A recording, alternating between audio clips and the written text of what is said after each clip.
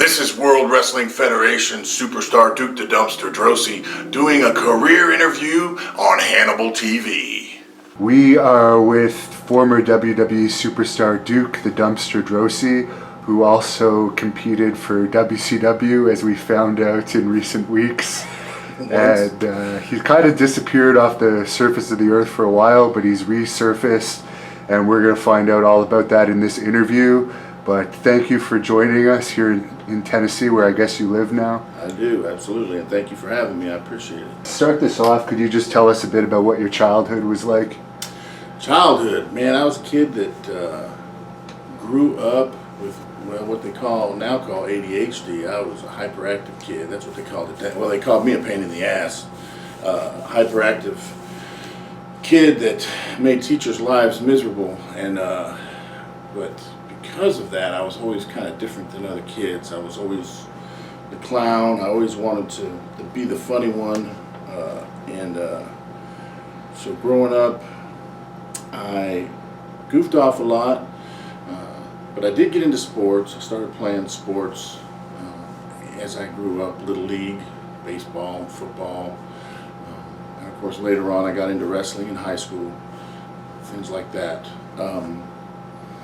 But aside from the childhood where I had the hyperactivity and all that going on, it was pretty normal. Of course, that was back in the days when they could ask you to leave public schools, and at one point I did, and my parents had to put me in private school because I was a little bit too wild for the teachers in public schools. But aside from that, it was a pretty normal childhood.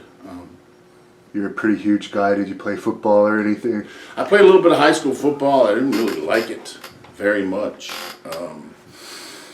Then I got into wrestling. The wrestling coach, one year, I ended up in his class. He was the geometry teacher, and I was horrible at math. So he just kind of asked me if I wanted to go out for the wrestling team. This was 11th grade, and I did. And miraculously, my grades in geometry got a lot better. But that first year I didn't do too well in wrestling, and then the 12th grade, it just complete turnaround. I figured it out, and I ended up qualifying for the state tournament and stuff like that. So, were you a fan of pro wrestling at all growing up? Absolutely, absolutely. I loved professional wrestling. The show that made me want to become a professional wrestler was WrestleMania 1. The first WrestleMania, that was when I knew that professional wrestling was what I wanted to do. My dad took me to watch it on a closed circuit television at an arena down in Miami, Florida, because they didn't have pay-per-view or none of that stuff back then. You had to go to an arena and watch it on a big screen. And just the whole build-up with Hogan and Mr. T and Piper and Orndorff, that whole thing just hooked me. And that's when I decided I wanted to do that. Did you know about Florida Championship Wrestling? I loved watching Championship Wrestling from Florida and that show down there, and because I grew up down in Miami, Florida. I used to watch that all the time, back with Mike Graham, Kevin Sullivan, Blackjack Mulligan. Of course, Barry Windham came along, and Lex Luger came along later. But yeah, I used to watch it all those years growing up. How did you get into training for pro wrestling? Interestingly, when after I decided that's what I wanted to do, at that time I was still in high school, and I was on the wrestling team. And apparently what they would do each year on the wrestling team is, as a fundraiser, they would bring in the wrestling, which at that time was Championship Wrestling from Florida, and they would bring it in and they would do a show in the school gym as a fundraiser for the wrestling team. So when they came and did a fundraiser for us, for the wrestling team, we got to work at the security. We got to walk the guys to the ring, and this is when Barry Windham was there. I think Kendall Windham was there. Lex Luger was there. A lot of those guys. But my dad, who was also there, kind of started bugging the wrestlers in the back and asking about where somebody could learn how to become a professional wrestler. And one of the guys on the show that night was a guy by the name of Tyree Pride, the Haitian sensation. And he apparently had maybe a partnership or something with someone locally, a guy who went by the wrestling name of Bobby Wales, the Jamaican jammer Bobby Wales. And he was running a school, well, it was basically a ring in a warehouse, and had a handful of guys that would show up for practices. So Bobby Wales is the one that trained me. He also trained Norman Smiley. He was Black Magic back then, but he used to come to the practices as well. Any memories of your first match? Yeah, I remember it well because I wrestled, I can't remember, I think I was the surfer boy Harry Race, the nephew of Harley Race, which he didn't know anything about it, but... That was your gimmick? I think. It was either that or Mean Mike Casey. Okay. And it was for the AWA when the Savoldis took over. Yeah. When it was ICW. Yeah. And I don't remember the guy's full name, but his name was Teddy something, and he was a local guy that knew Tyree Pride. And Tyree Pride set it up. But I went and wrestled. That was my first match. And I'll never forget that me and this guy, Teddy, I believe that was his name, we were standing out in the back where the dressing rooms were at the Davie Rodeo Arena, I believe it was. And we were kind of just going over our match. And there was a bunch of fans out in the back area past the fence where they could kind of see us talking. And Nick Bockwinkel came out and kind of blasted both of us for talking over our match where the fans could see us. But yeah, that was an interesting first match for sure.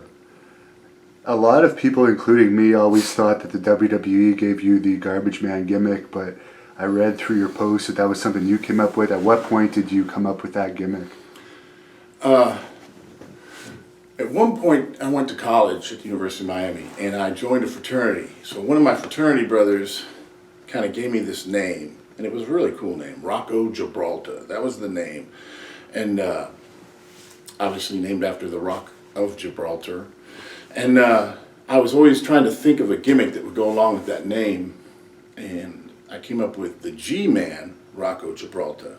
And I was trying to figure out what that was going to be. It was either going to be the G-Man as the garbage man or the G-Man as like a federal agent kind of G-Man.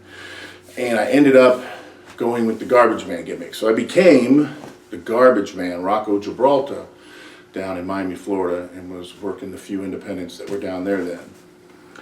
And I've actually watched the video you posted on Facebook that you sent to WWE. You didn't send it in, but you want to tell us the whole story about the video. And I just have to say, I didn't expect much from the video, but that was pretty good. I could see why they hired you because the playing to the crowd was definitely there, where someone that hasn't been wrestling that long doesn't normally have those mannerisms to get the crowd into it. Yeah, when I was wrestling down in Florida, one thing I was very cognizant of was the need to tape everything I did. Every promo, every match, and so I did that. I taped every match I had wrestling as the garbage man.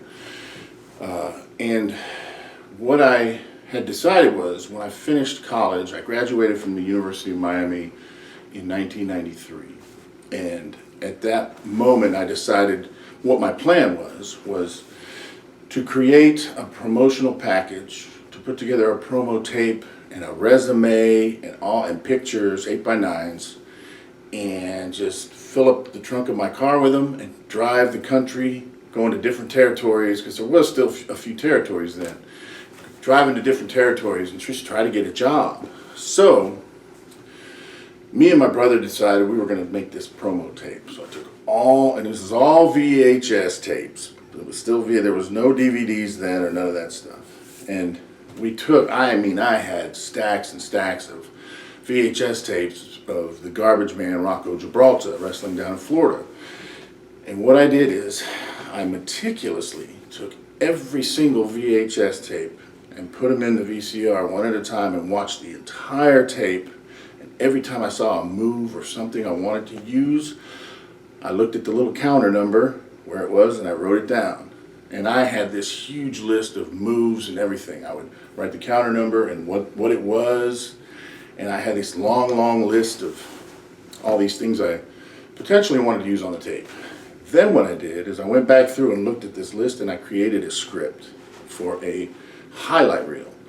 And I took all the numbers of the things that I wanted to use, and I put them in a certain order that I thought made a little bit of sense. And then I went through and took each and every one of those tapes again in one VCR and put it in and fast forwarded to that counter number and had another tape and another VCR and would just tape that little 5-second blip of whatever that move was. And I went through and did every single move that way. 2 VCRs. So then I put it all together, and we looked at it. It looked pretty good as a highlight reel. And my brother, who was a musician, he had an 8-track recorder where he could lay over different things. And he laid over a garbage truck noise at one point, a crowd cheering, that noise, that effect. And then the last thing he put over it was this song by a rapper, Kool Moe Dee, called I Go to Work. And he laid that over this highlight reel. And by complete dumb luck, a lot of the points lined up with the music where I was doing moves. And it was crazy the way it happened, because we didn't have editing software and computers, or none of that stuff. It was 2 VCRs, an 8-track recorder, and a paper and pencil. That's how we did it. And so I did that. I did a match at the end. I did a promo at the beginning, an interview, and it came out pretty good. And I made probably 20 or 30 copies of that. And I made promotional packages with my resume and pictures, and I was getting ready to go. And right before I was preparing to leave to start driving all over the country, I was reading the newspaper in Miami. The Miami Herald was talking about the NATP convention, which is a convention of television executives that was in the Miami Beach Convention Center that week. And it was talking about the steroid scandal with Hulk Hogan and how Hulk Hogan was jumping to WCW, and they were talking about the scandal and all these different things, and they were asking him questions. But then one last little line, it said, Vince McMahon, who is also at the convention, had no comment. And that's when I realized he was there in Miami at a convention. So the last thing I did, at that time I was working at a beach club as like a night watchman, and a lot of people that owned homes in this area that were members of that beach club were pretty well to do, had money, and one of them was a television executive for a local channel, Channel 2, and he had credentials to get into this convention. So we got in touch with him, and he gave me his credentials. I put on a suit, and I crashed it. I just walked right in like I was a TV executive and walked right up to Vince McMahon while he was still drinking his coffee and pitched him real quick. I'm Mike Droese. I live here in Miami, Florida, yada, yada, yada. And I'd like to give you at this time this promotional package. And they called me a week later. J.J. Dillon called me a week later to bring me up for a tryout. Wow. That is a very intelligent way of going about getting hired, particularly in those days. So can you tell us about your tryout? They flew me up, I can't remember if it was like Scranton, Pennsylvania or something, that loop, maybe Bethlehem and in that area. And I did two tryout matches. They had Monday Night Raw, and they brought me up the next night for the 2 days of the other TV tapings like Superstars and stuff. And I had dark matches. And I wrestled Reno Riggins, an awesome wrestler. And it's funny because before I came up for the tryout, I remember I was practicing in the backyard. This guy had a ring, and we were talking, and all the people were there, and you know, there was a buzz because I had a tryout. And this one guy, his name was, he wrestled as Bobby Rogers, and he told me, I'll never forget it, the one piece of advice he gave me, and I've given this to other people, and it still rings true, is during your tryout, a lot of times with people, what they'll do is they'll test your attitude. And the way that they'll do it is, the first night they'll tell you, okay, you're going on early, so get your match ready and all these things that you're supposed to do, and You put the match together, and they put you out there early, and you do your match, and however it goes. But then the next night, they tell you again, we're going to put you out early, and then they make you sit for a long time. So this guy, Bobby Rogers, said, listen, they're probably going to make you sit to check your attitude. So just be patient the second night.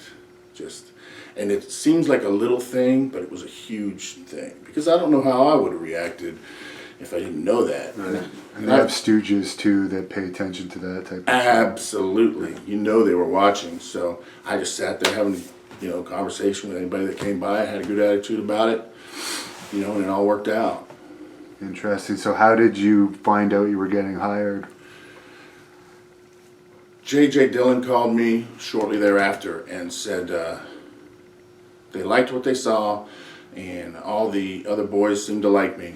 And at that time, they wanted to offer me a contract, which I'll tell you about, I'm sure, in a minute. You've probably heard about it. But he told me just to kind of wait, and they would let me know when they would be sending me the contract and all that. But basically what it turned out to be was a contract that only guaranteed 10 shots a year at $150 a shot in the World Wrestling Federation. That's what the guarantee was. And they said, of course you're going to make more than that and work more than that, but it's a chance. Which, in my position, I was like, there was no way in hell otherwise I would get up there, so I jumped on it. And apparently a lot of other guys got that same contract during that time. And you couldn't wrestle for anyone else. No, you're an independent contractor, but you can't work for anybody else. So what it is, basically you're paid according to the house, allegedly, like 25% of the house split amongst the wrestlers according to where you are on the card. So if your expenses don't meet your payoff on a certain night, you actually can go into the red, I guess. Well, yeah, absolutely. And it's always funny that sometimes people will ask that question, how much money did you make? Because they think just because you were in the World Wrestling Federation, you made a lot of money. The reality was, during a large part of those mid-90s, mid-1990s, there was not a lot of money being made. And I think I heard maybe Scott Hall say this, and it's very true.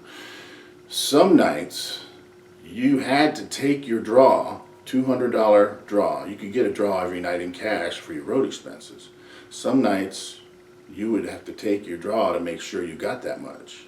And I learned that the first time I got a check that was less than $200, considerably less for a show. And I realized, okay, if I look out that curtain and there's only a certain number of people in the stands, I'm taking my draw because that's all I'm going to get. And that happened quite a bit. Wow. Yeah. And Sid said that too. Sid said he was losing money at some point, and eventually he basically gave the ultimatum, you got to pay me at least $1,000 a week guarantee or I'm going to leave because I'm not making any money. And I guess he eventually conceded, but Sid obviously was at the highest level. Yeah. Yeah. I don't see Duke the Dumpster walking in and making that demand, although I kind of tried to later, but it didn't really work out well. And yeah, for people that don't remember, or the younger fans out there, that the time before the Attitude Era was a very low time in the WWE, and there were some Canadian tours where the Canadian dollar is different than the American dollar, so the conversion really doesn't work out very well when you're doing these small town Canadian tours, which gets me to the story that you posted about your match, your very first match, I guess, which was in Sarnia, Ontario. Yes. With George the Animal Steel as the agent. The first, my very first house show, after the tryout and all that, and they decided they were going to hire me, and it took like a couple months for them to send me the contract and for me to start working. But when I did, the very first place I flew to for a house show was, I did Sarnia, Ontario. We flew into Michigan and we drove across the border. We did Sarnia, Ontario, then we came back and did Flint, Michigan. But yeah, Sarnia, Ontario, George the Animal Steel was the agent. I was wrestling Bastion Booger. And I just remember wanting to be involved with putting the match together. You know, I thought I had good ideas, and as we were sitting down, George Animal Steel sat down with me and Mike Shaw and to go over the match, and he started talking, telling us what he wanted, how long he wanted us to go, who was going to go over, and I kind of threw in my idea. I said, how about if we do like a body slam kind of match, where at different points in the match I try to pick him up and slam him, but you know, I try to make a comeback and slam him and I don't get him. I try to make a comeback and I just keep building up and building up, and as I'm describing this, George Animal Steel just looks at me and he goes, how about if you just listen to what I tell you to do and don't tell me anything? That was my first experience with a WWF, World Wrestling Federation agent, and with George Animal Steel as my agent. And it was, I don't know how I felt about that. It was strange. I was like, man, I came from a place where we all shared ideas, you know, in the independents down in Florida. Everybody came up with ideas and tried to make it the best show possible. And here it felt like they just immediately wanted to stifle you and shut you down in a lot of ways and mold you into something that was, now looking in hindsight, it was different than what got me there. You know, if you ever look at the promo tape I did in that interview, that's how I used to cut promos. They completely shut that down. When I came in and I got loud and started doing a loud promo, I kind of stole some of the stuff from Road Warrior Hawk. He was one of my favorite promos ever. And they immediately said, you don't need to yell like that, okay? Because later on, if you get into a deal, like a situation or a feud with someone, and it's supposed to mean something, then when you're yelling, it won't mean anything. That's how they explained it to me. But basically, they were kind of shutting down what I had done before, is what it felt like. So what about those vignettes that they showed prior to you coming in? I guess Shane McMahon produced those? Yes, when they flew me up for the vignettes, I met Shane McMahon at the studio, well, at the office first, and we sat down, and we threw around some ideas for the name, but I think they already had it picked pretty well, Duke the Dumpster, Droese. So they obviously could own the name, but Shane then ended up being the one that produced all my vignettes. And I think we got up at like 6 in the morning in Stamford, Connecticut, and I think he set it up to where we met a garbage truck that was in the middle of its route, somewhere out on the street. And that's where I did a lot of those vignettes, where I was on the back of a garbage truck, where he would give me the verbiage. He would say, this is what I want you to say. And I would get on the back of the truck and we'd pull it up and I'd cut the promo, and if it went well, good. If not, the truck had to back up again. And that's how I did a lot of those promos. We also did them at the dump, the local dump. He had me cut some promos there. He had that one where, I guess during that time there was a commercial where maybe Larry Bird and Michael Jordan were competing for, you know, off the rim, off the this, that, the other, in the hoop, nothing but net. So he wanted me to do one like that with the garbage can, where I threw it over a building and it supposedly bounced off a back payloader, bounced off of something else, and went into the dumpster. And so he came up with a bunch of ideas like that. Did the Garbage Man think it was cool that there was going to be like a WWE Garbage Man character? I think that the guy that was on the back of the truck doing some of those vignettes with me seemed to really like it. He was having a good time. And yeah, some of the guys at the dump seemed to be into it as well. And I guess you liked the character because you came up with the original idea, right? Yeah, it was something that I started doing down in Miami, Florida, as the Garbage Man Rocco Gibraltar. So the only thing that really changed was the name to Duke the Dumpster. So, how did you find Chief Jay Strongbow as an agent? And Chief Jay Strongbow was somebody else I had a run-in with early on, and it was at a TV taping. Early on, it was probably like a Superstars taping, and what they would do is they would put up the sheet of who was wrestling and who you were wrestling against. And then certain agents would take certain matches and they would pull those guys in. And at one point, this is like the first time I met, well, it was the second time I met Chief Jay Strongbow, and I think he already didn't like me, but he said, I was there, but the guy I was working with, I guess enhancement wrestler, whatever you want to call them, they call them job guys, he wasn't there, so we had to find him. And I said to Chief Jay Strongbow, hey, I'll go find him to save him from having to get up and go look for the guy. Well, he thought I was being arrogant. Somehow he looked at that as me being arrogant, and he laid into me and said, you don't have to do shit. I'll go get the guy, or I'll send somebody to get him. You just need to stay here and keep your mouth shut. That's what he told me, and this was like my first experience at a TV with Chief Jay Strongbow as the agent of one of my matches. And ever since that day, he hated me. He didn't like me. We didn't get along. I tried to be respectful, but it was just not a good thing. What did you think about being put into a mini feud with Lawler right away?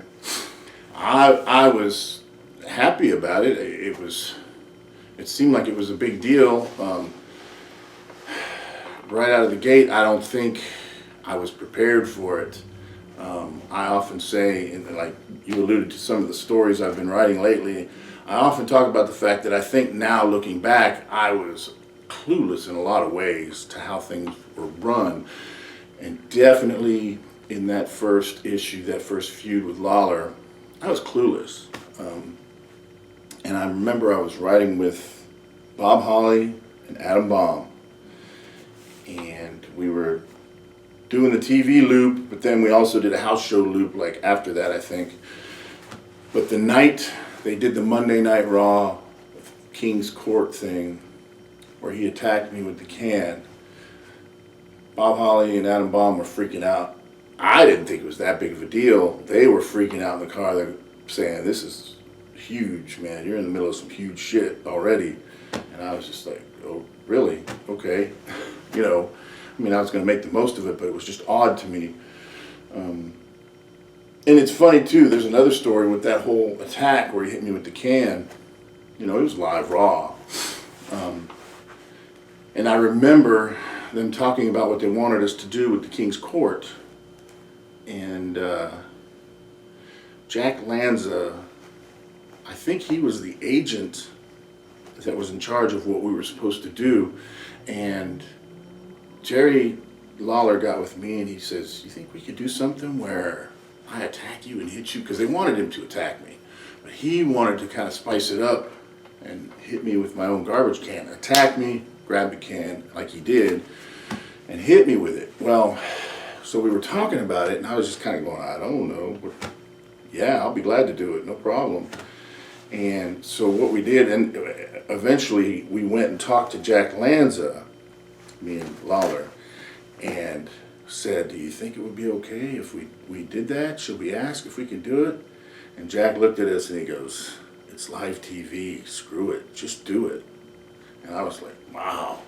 So we go out, we do the King's Court thing, he attacks me, he hits me with that can, and I sell the hell out of it. And they immediately, if you watch the camera angle, as soon as he hits me with that can, it cuts way to a far shot.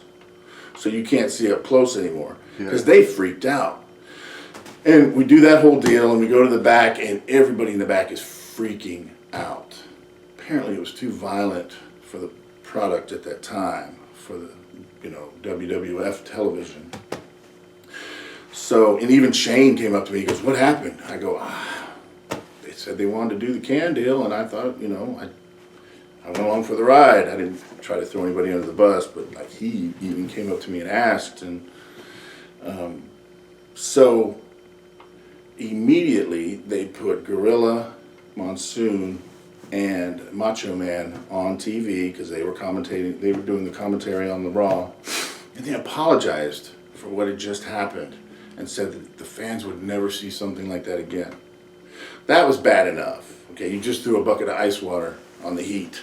And that was bad enough, I thought. But then I got home from that loop, whatever it was, those group of shows we were doing. And I went, because I used to always tape everything. And I would get home and watch these tapes. And I watched that particular Raw, or Superstars, whatever it was. And they made Jerry the King Lawler do this thing where he came out and apologized. You know, and it was kind of funny. It was comedy or whatever. But he had to basically apologize for hitting me over the head with the can and just completely killing any heat behind that angle that it could have possibly had, I felt. So. And of course, we did see garbage cans used on TV in WWE. Not too long after I was gone, yeah. They even had a dumpster match, right? And I understand you actually had to pay for these garbage cans. Yeah, I mean, they didn't have a lot of money, and they certainly weren't spending it on Duke the Dumpster. So, the very first time I flew up and it was a Canada loop, I remember I got together I was riding with Doink the Clown and Ray Apollo at the time, and Dink, which was Tiger Jackson. First, it was just us, and later Luna would join us. But I remember coming off the plane and meeting them, and I had my garbage can. I had my bag in one hand and my garbage can in the other with tape all around it, holding it together, because I checked it on the plane. Yeah. And Doink Apollo, he was laughing at me because he called that my Halliburton, because everybody carried these metal Halliburton briefcases at the time. And so that was my Halliburton. He was making fun of me. And for the longest time, I would bring these either on the plane, or sometimes I would look around at local hardware stores and I would buy them, because they didn't. I mean, I was making my own outfits with the little garbage cans and stuff down the legs, and the hat with the garbage cans on it, or the elbow pads with the garbage trucks. I made all that stuff and paid for it. I guess you were part of the Undertaker's BSK group. Could you talk about the Undertaker a bit? I think at one point anybody who was not part of the Clique was in BSK. When they first started it, I remember Yokozuna was talking about it, and he actually originally called it the Bone Street Killers, but then I came to find out later they were calling it Bone Street Crew. But I mean, guys even like Owen Hart and other people like that were in this group. At one point, Owen went and had toboggans made with our name on the front and BSK on the back.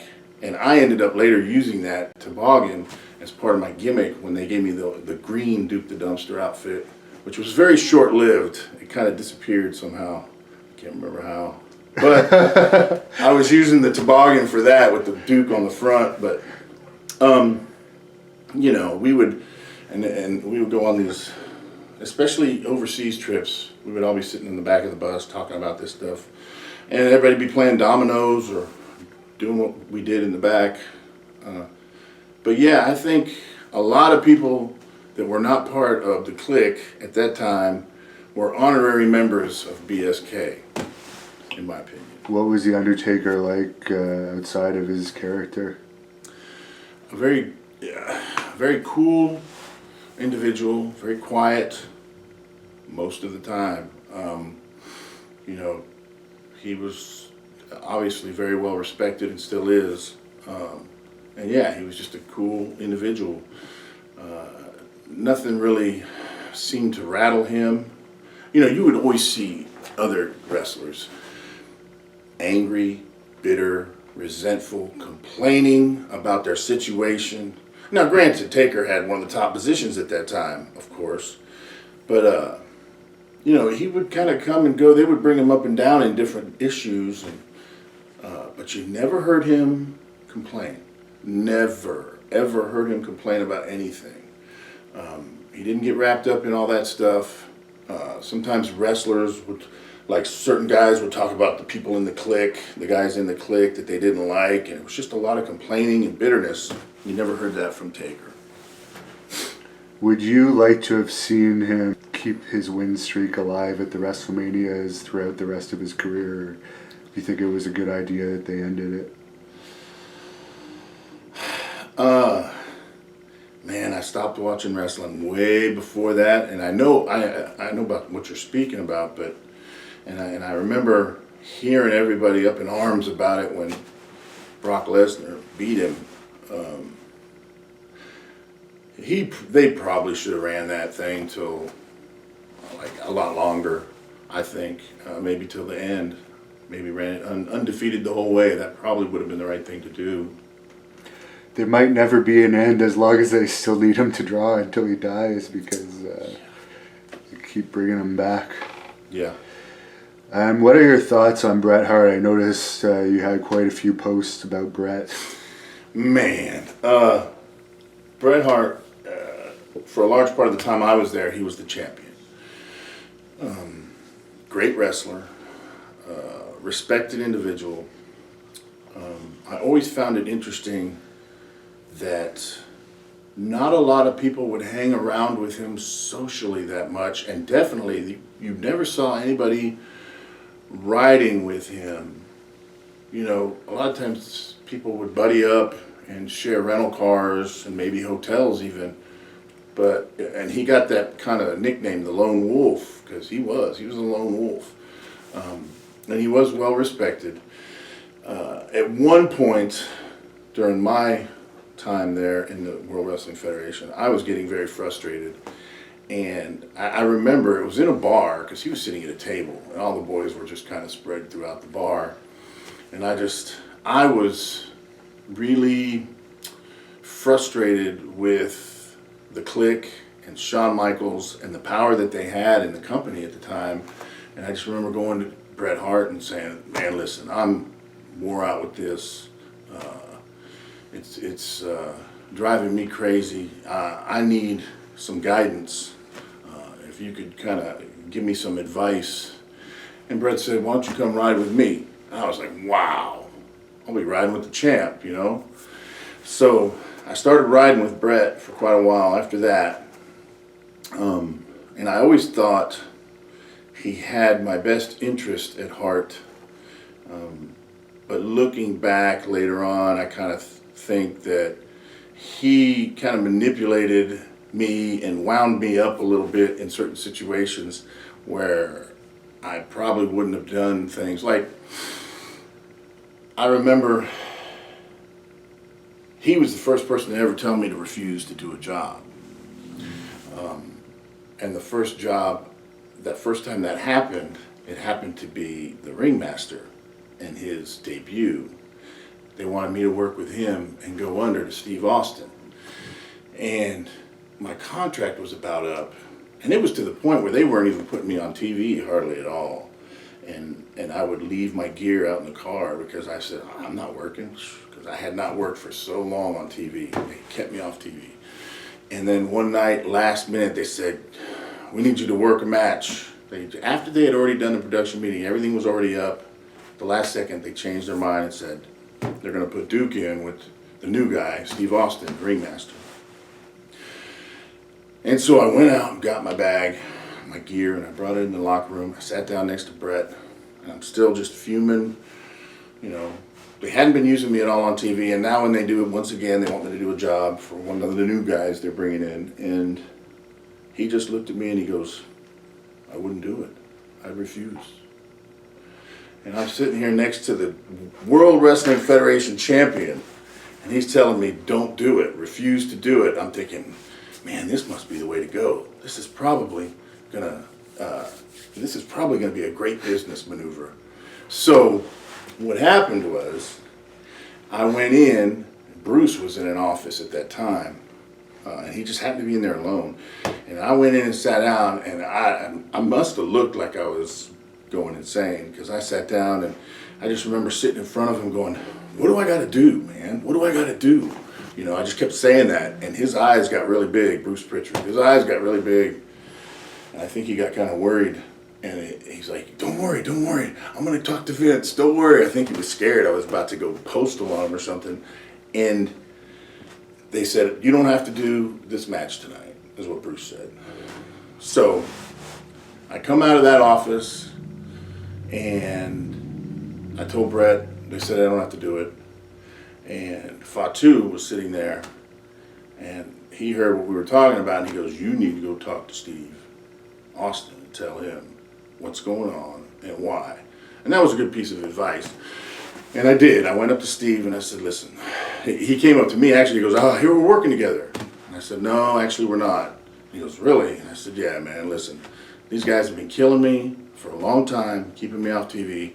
And tonight I decided to refuse to do a match. And it is nothing against you personally. This is what I'm telling Steve Austin. It's nothing against you personally. But I felt like I finally had to kind of take a stand. And he said, man, I understand, no problem. And later on after that, me and Steve were good buddies. We rode around a lot on the road. But that was the situation. And that was the first time Bret got me to refuse. And of course, it was at the end of my initial contract too, which is important because they were more willing to let me refuse. You were talking about Bruce Pritchard there for a bit. What was the rest of your contact with Bruce like overall? Bruce was an interesting person. Bruce always made it seem like he was out for your best interests. He was always your friend, but then you would hear things that, you know, he did a certain thing in a meeting, or I could never fully tell where Bruce was coming from. I was always kind of very wary of him in a lot of ways. I mean, I think he was a good guy, but he was also he was like all the rest of those office guys. They were all yes men. I'll just go ahead and say it. That's what they were. They were yes men. And I think, yeah, he was one of them. You know, Jerry Briscoe, Pat Patterson, all those guys. They were the same. And speaking of Pat Patterson, you said that you thought he had something personal against you because he would always make jokes when you showed up at TV and you weren't on the card. Yeah, like during that long period of time where they were not putting me on TV at all. You know, he's involved in the production meeting. He knows what's going on, who's on the card, who's on TV that night, and there were many times, numerous times, where Pat Patterson would come up to me because I'd be sitting like on a TV box or something, just kind of twiddling my thumbs, or I would be watching the monitor of the matches going on, or I'd go watch monitors of people doing interviews. I would do something, try to do something productive, even though I wasn't wrestling. And he would come up and he'd say, Duke, what's wrong? What's wrong with you, buddy? You mean you're not wrestling again? He would say that shit to me. And I would do my best not to sell it because I know he wanted to get a reaction out of me like I was pissed off or something. I said, no, what are you talking about? You know, and no sell it. But he would constantly do stuff like that. He would say things like that to me at TVs where I wasn't on TV to try to get a reaction out of me. And I just thought that was kind of a shitty move, actually. Do you think there's anything between you and him that triggered that earlier on? Or? You know, as I look back, I remember when I came in for my tryout. See, I knew of Pat Patterson, but I didn't know exactly who he was. I had some friends down in Miami, Florida that knew Pat and were friends with him. Back then, they were people that used to work for the World Wrestling Federation as they were enhancement talent, but they were like, you know, an SD Jones or, you know, guys that would sometimes travel and do shows and do loops. They weren't just TV guys. Anyway, they would tell me about Pat Patterson and that whole situation, or what was going on and how the office worked. They would give me advice and stuff, but I didn't know who he was. I didn't know what he looked like. And I just remember when I came up, it was during the time where there was the whole steroid scandal and all the stuff that went along with that. You know, the sexual allegations and stuff like that. So I didn't think Terry Garvin, Pat Patterson, or any of those guys would be around. And I think at my tryout, Pat Patterson was there. And I just kind of remember kind of seeing him, and I remember realizing that's who he was. But it was like the second day in or something, and I had not gone up and done the customary shake the hands, hi, my name is, you know, it seemed like maybe I was ignoring him or kayfabing him. Maybe that's what he thought. That's all in my head. That's what I thought happened. Because he he never helped me professionally, let's put it that way. He had his certain guys, and he would help their careers and try to work on their matches and their angles all the time. And then there were certain people he just didn't really have anything to do with at all. For the Quebecers, any memories of those two? I worked with Pierre a lot, and I enjoyed working with him as Pierre, as Jean-Pierre Lafitte. I didn't work with Jacques a whole lot. He was actually, shortly after I started, he left. And he wasn't there during the time I was there. But yeah, I worked with Pierre quite a bit. I always thought he was a great guy. He was and is a great wrestler still to this day. And you were telling me off camera that you've seen some of his stuff that he's been doing. Yeah, I saw him at an independent show here in Tennessee, and it was amazing that he's still doing a lot of the stuff he did when he was a lot younger. And I know he's got to be my age, 50 years old, so. I read kind of a funny story about a rib that Owen Hart played on Lex Luger in a match. Could you tell that story? Oh yeah, we were in, where was it? Manila? In the Philippines, I think it was. Yeah, and we did 3 nights in the same building, and it was so hot. But catering, or I guess whoever, they had a big table with like fruit baskets and stuff. And then they had coffee over here, and then this and that. And what Owen did, it was Owen Hart and Yokozuna versus Lex Luger and Davey Boy. That was the tag team. And first of all, Owen packed his tights with a bunch of like the hot, rotted fruit that was left over, watermelons, things like that, and also coffee grounds I think he had in there. And he had this stuff packed in a certain place in his tights. And at one point in the match, he did this thing where he had, I guess it was kind of like a camel clutch maneuver, where he had Lex Luger stretched out and in a chin lock. And what he did is he reached in and he grabbed this fruit and the coffee and he smeared it in Lex's face. Yeah, and these people the crowd had no clue what was going on. They didn't know. I mean, this is the Philippines. So they didn't even know how to react. They were just sitting there stunned, like, what's going on? And then another thing, in the opposite tag teams, you had Owen Hart on this tag team and you had Davey Boy in this tag team. And they were in cahoots to rib Lex Luger as well, where they would do a spot where Davey would come in the ring and fire up on Owen, boom, boom, boom, and he would press Owen up, and boom, and he'd slam him, right? And then as part of the spot, they would switch out, and Lex would come in, and what was supposed to happen is he was supposed to press Owen up as well and look strong, and Owen would completely just sandbag him, deadweight him, so he couldn't even press Owen. Lex couldn't even press Owen over his head. And he just kind of fell. He dropped him, and Lex was just like dejected. And Owen just said, "Get out, get out." He threw him out of the ring. He said, "Get out of the ring." So Lex was just like, ah. And I guess he jumped to WCW shortly after. This is an interesting story too, because I talk about like some of the stuff with me and Bret Hart where I think he was winding me up. I heard a conversation we were in a minivan. It was me and Bret and Owen and Davey. And I remember Davey talking to Bret about like ways that he was winding up Lex Luger and getting him frustrated.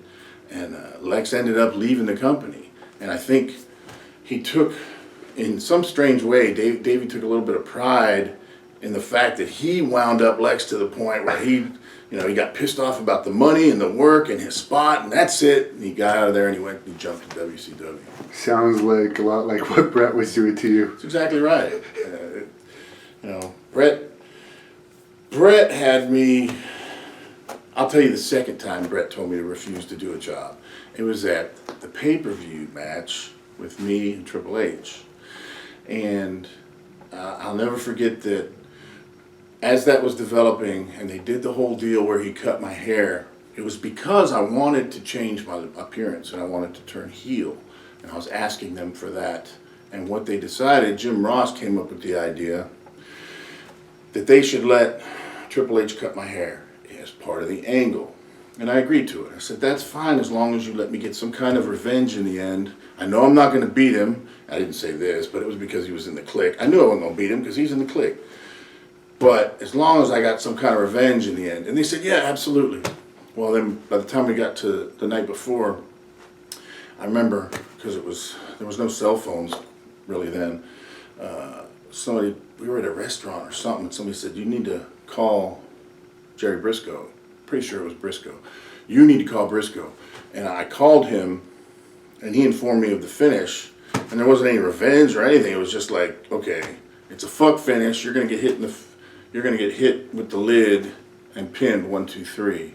And I was just like, that isn't exactly what we talked about. So I go and talk to Bret Hart about it, and I'm like, this isn't what we talked about. What do you think? He goes, I'd refuse to do it. He said it again. He go, I'd refuse to do it. I go, they had just renewed my contract. So my position wasn't as good now. I didn't have a bargaining position because I couldn't leave because I was in for another year. First 2-year contract and then rolled over 1 year at a time. Anyway, he said, you should refuse to do it. I was like, I don't know, man. And he goes, you know what I think you should do? You should talk to Vince. I said, really? He said, yeah. I said, okay. We were in the town of the pay-per-view, all in the hotel, all the TV people were there, and he goes, here's Vince's room number. He gave me his room number, and he said, call Vince. And I was so whacked out of my brain, I thought that was a good idea. So I called Vince at 8 a.m. the morning of the pay-per-view, and I said, Vince, I want to talk to you about the match. He said, I'm eating breakfast right now. Can I call you after? And I said, yeah, and I gave him my room number. Anyway, he called me back. He's like, what's going on, pal? And I said, Vince, I got the finish from Jerry last night, and it's not what we talked about. And I went into the whole thing, and I said, I don't think it's not a good idea, you know. And Vince, his whole demeanor changed immediately. Okay. He said, it's not like we're working on a 3 to 6 month run for Duke the Dumpster to become the World Wrestling Federation champion. Now, I knew that was the case, obviously, but it kind of stung when he said it. And the next thing he said was, what you need to do is just show up at the pay-per-view like you always do, with a smile on your face, and do your job. And that was a very bitter pill to swallow, but I did. I kind of smiled like a smartass when I saw him at the TV, but that's what I did. I showed up and just did it the way they said do it. I didn't refuse. And of course, I told Bret, I said I couldn't refuse because I just started a new contract and, you know, I'd be in a breach of contract. And he goes, okay, well, you need to take a step back and draw a new line in the sand. That was what he said. Draw a new line in the sand. Like Duke the Dumpster had such a bargaining position. So, yeah, that was the second occurrence. And that wasn't even the worst one. That wasn't even the worst one. At this point, you got to tell us the worst one. The worst one. After the Triple H deal, and I was wanting to turn heel, Bret, I don't think we were riding together so much anymore. But I was still trying to take advice from him because I still couldn't recognize the fact that he was winding me up. Of course, I was messed up most of the time anyway, but at that point. But at one point we were talking about how I could become a heel. And Bret's opinion was that I needed to come up with 3 opponents, 1, 2, 3, that I could beat. 3 baby faces. 1, 2, 3, on my way to becoming a strong heel. That's kind of how the buildup would work. I said, that sounds great, you know. I think I said Bob Holly, Fatu, and somebody else. I don't know. Those were my 3 people. Sorry, guys. But anyway, Bret then says, you know what I think you should do? He said, I think you should call Vince and talk to him about it. So what he then did next, Bret Hart did, he gave me Vince's home phone number and said, you should call Vince at home and tell him your ideas. You didn't learn from the first. Oh! No, brother, I was so out there. I mean, I was on a lot of painkillers, man, and drinking a lot of booze at night. But yeah, that sounded like a good idea for some reason. I always make the joke, his housekeeper was a very nice person, but and Vince was very nice to me too when he spoke to me at home. I called him a few times. He was always nice to me about it, but it wasn't a good idea because after that point, things noticeably changed, like at TV tapings. You know, you think I wasn't getting booked on shows before. Now it was every new guy that came in, Duke was the first one that, you know, did the honors for him, did the job. TL, Hopper, Mankind, all these guys came in after. And I was like one of the first guys that they fed to him. So I realized my position was not good at that point. But look at what TL Hopper turned out to be, a huge star. Yeah. After he stuck that plunger in my face. I don't know why I agreed to that either. But it is what it is. Did you have any experiences with Marty Jannetty? Marty Jannetty was a trip. He was always fun to hang around with. They brought him back in to do the New Rockers thing with Al Snow during the time I was there. And at one point, when they were still kind of talking about possibly making me a heel, a bit earlier on, I think, actually, Bill Watts came in. They brought in Bill Watts, and he was supposed to kind of, I don't know what he was supposed to do, but he was coming up with ideas or matches, and he wanted to see me wrestle as a heel. So what they did is they had me wrestle, I think it was like a Superstars match or something, against Marty Jannetty. And we had a pretty good match. I was working heel. I thought it went well. I guess they didn't think it went well enough to turn me heel at that point. But yeah, he was just always a trip. It was fun to work with. He was fun to hang out with, that's for sure. But yeah, Marty's always been a good guy. I just saw him recently too at an appearance. So.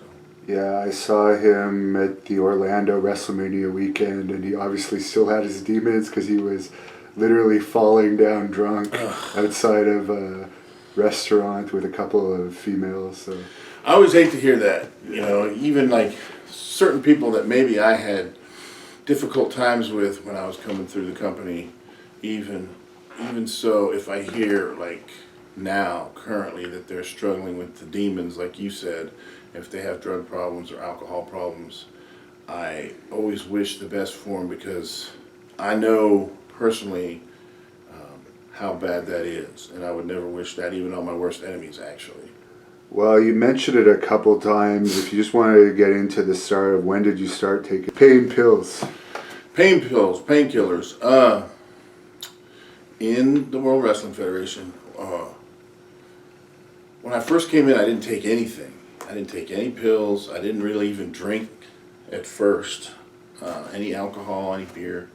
I remember, though, specifically at one point when I was working with Triple H, that later on when we were kind of building up to that pay-per-view match, we were doing a lot of house shows together. And it was in the Meadowlands.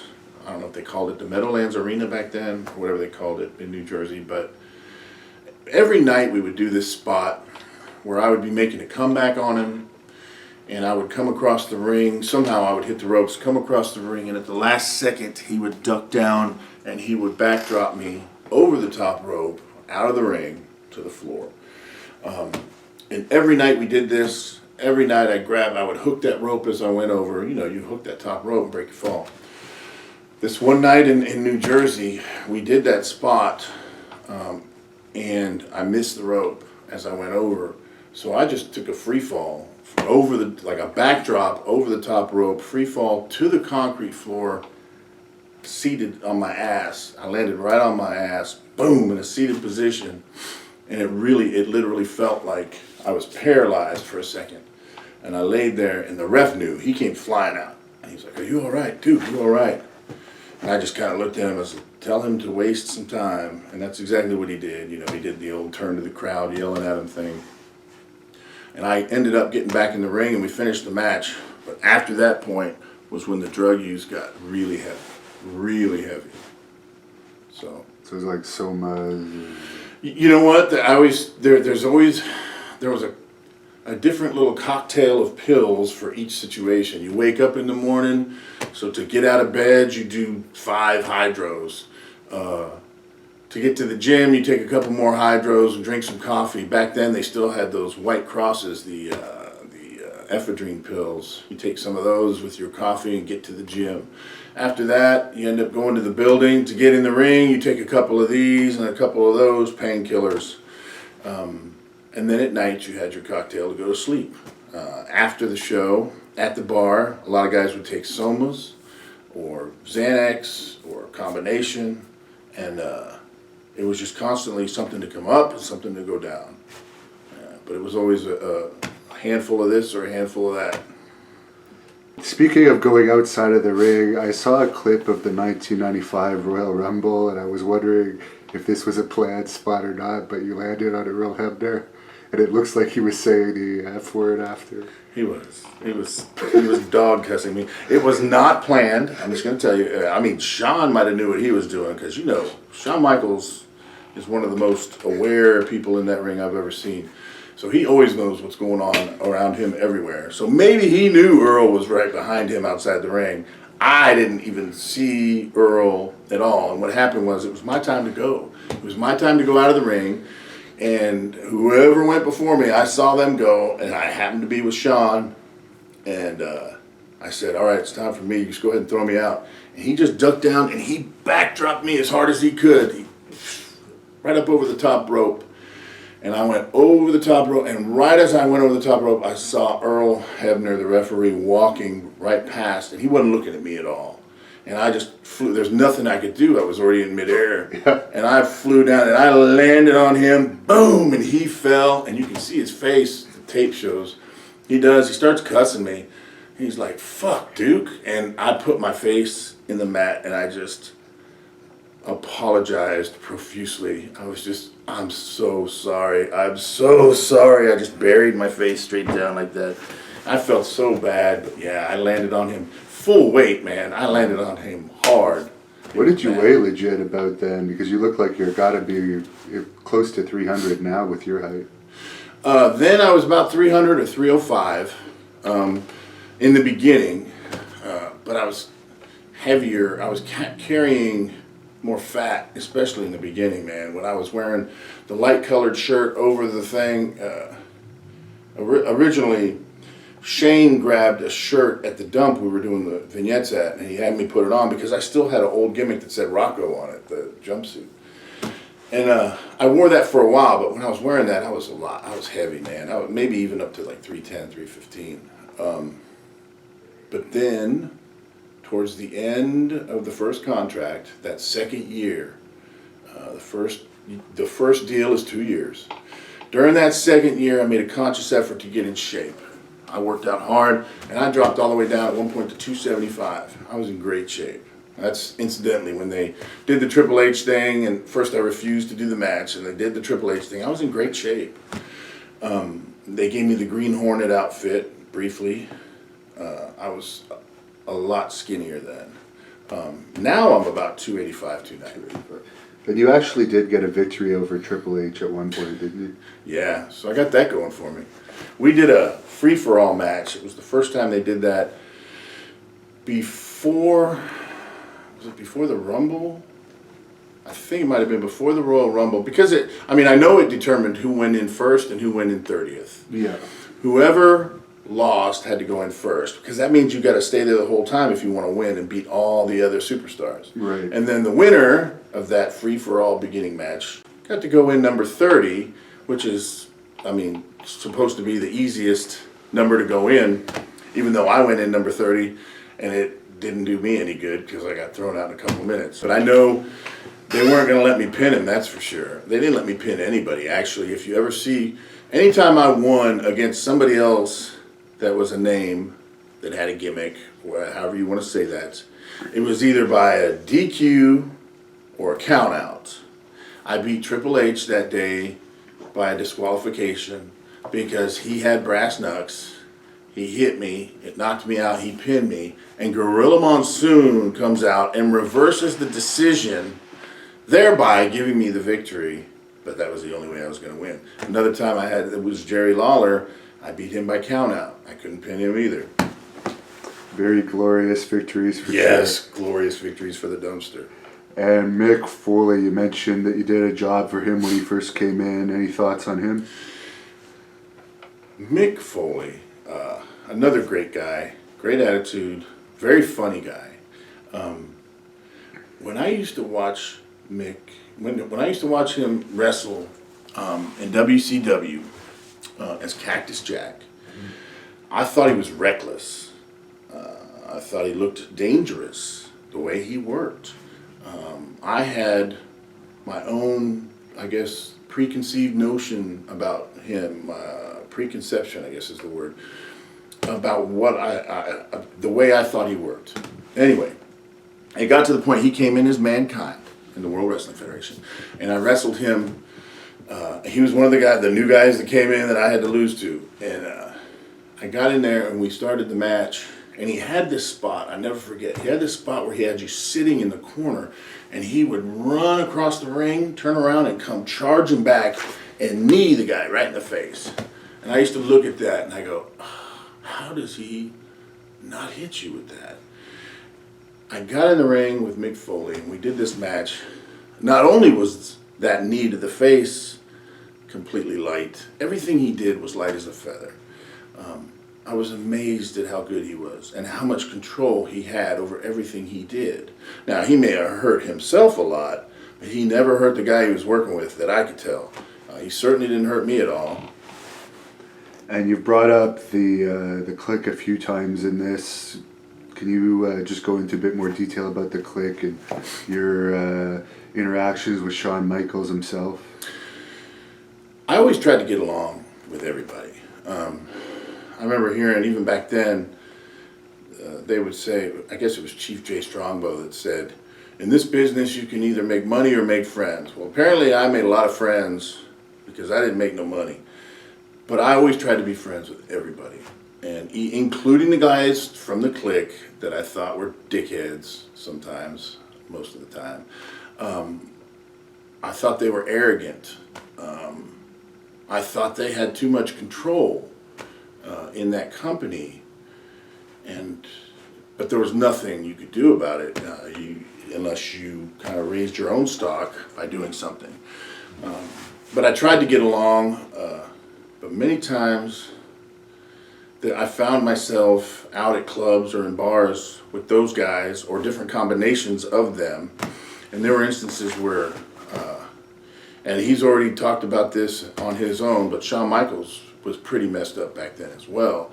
And there was times where I found myself babysitting him and Scott Hall sometimes and getting them out of bars because they were so messed up and into potential fight situations on a number of occasions. I was kind of like, not the designated driver, even though I was that too. I was the least fucked up of the bunch, I guess, at that time when I would hang out with them. But I was also, if Kevin Nash wasn't around, or some of those other guys, I was kind of like the bodyguard that I would just kind of hang around and make sure nobody messed with Shawn or Scott, or if Waltman was around. From time to time I would do that.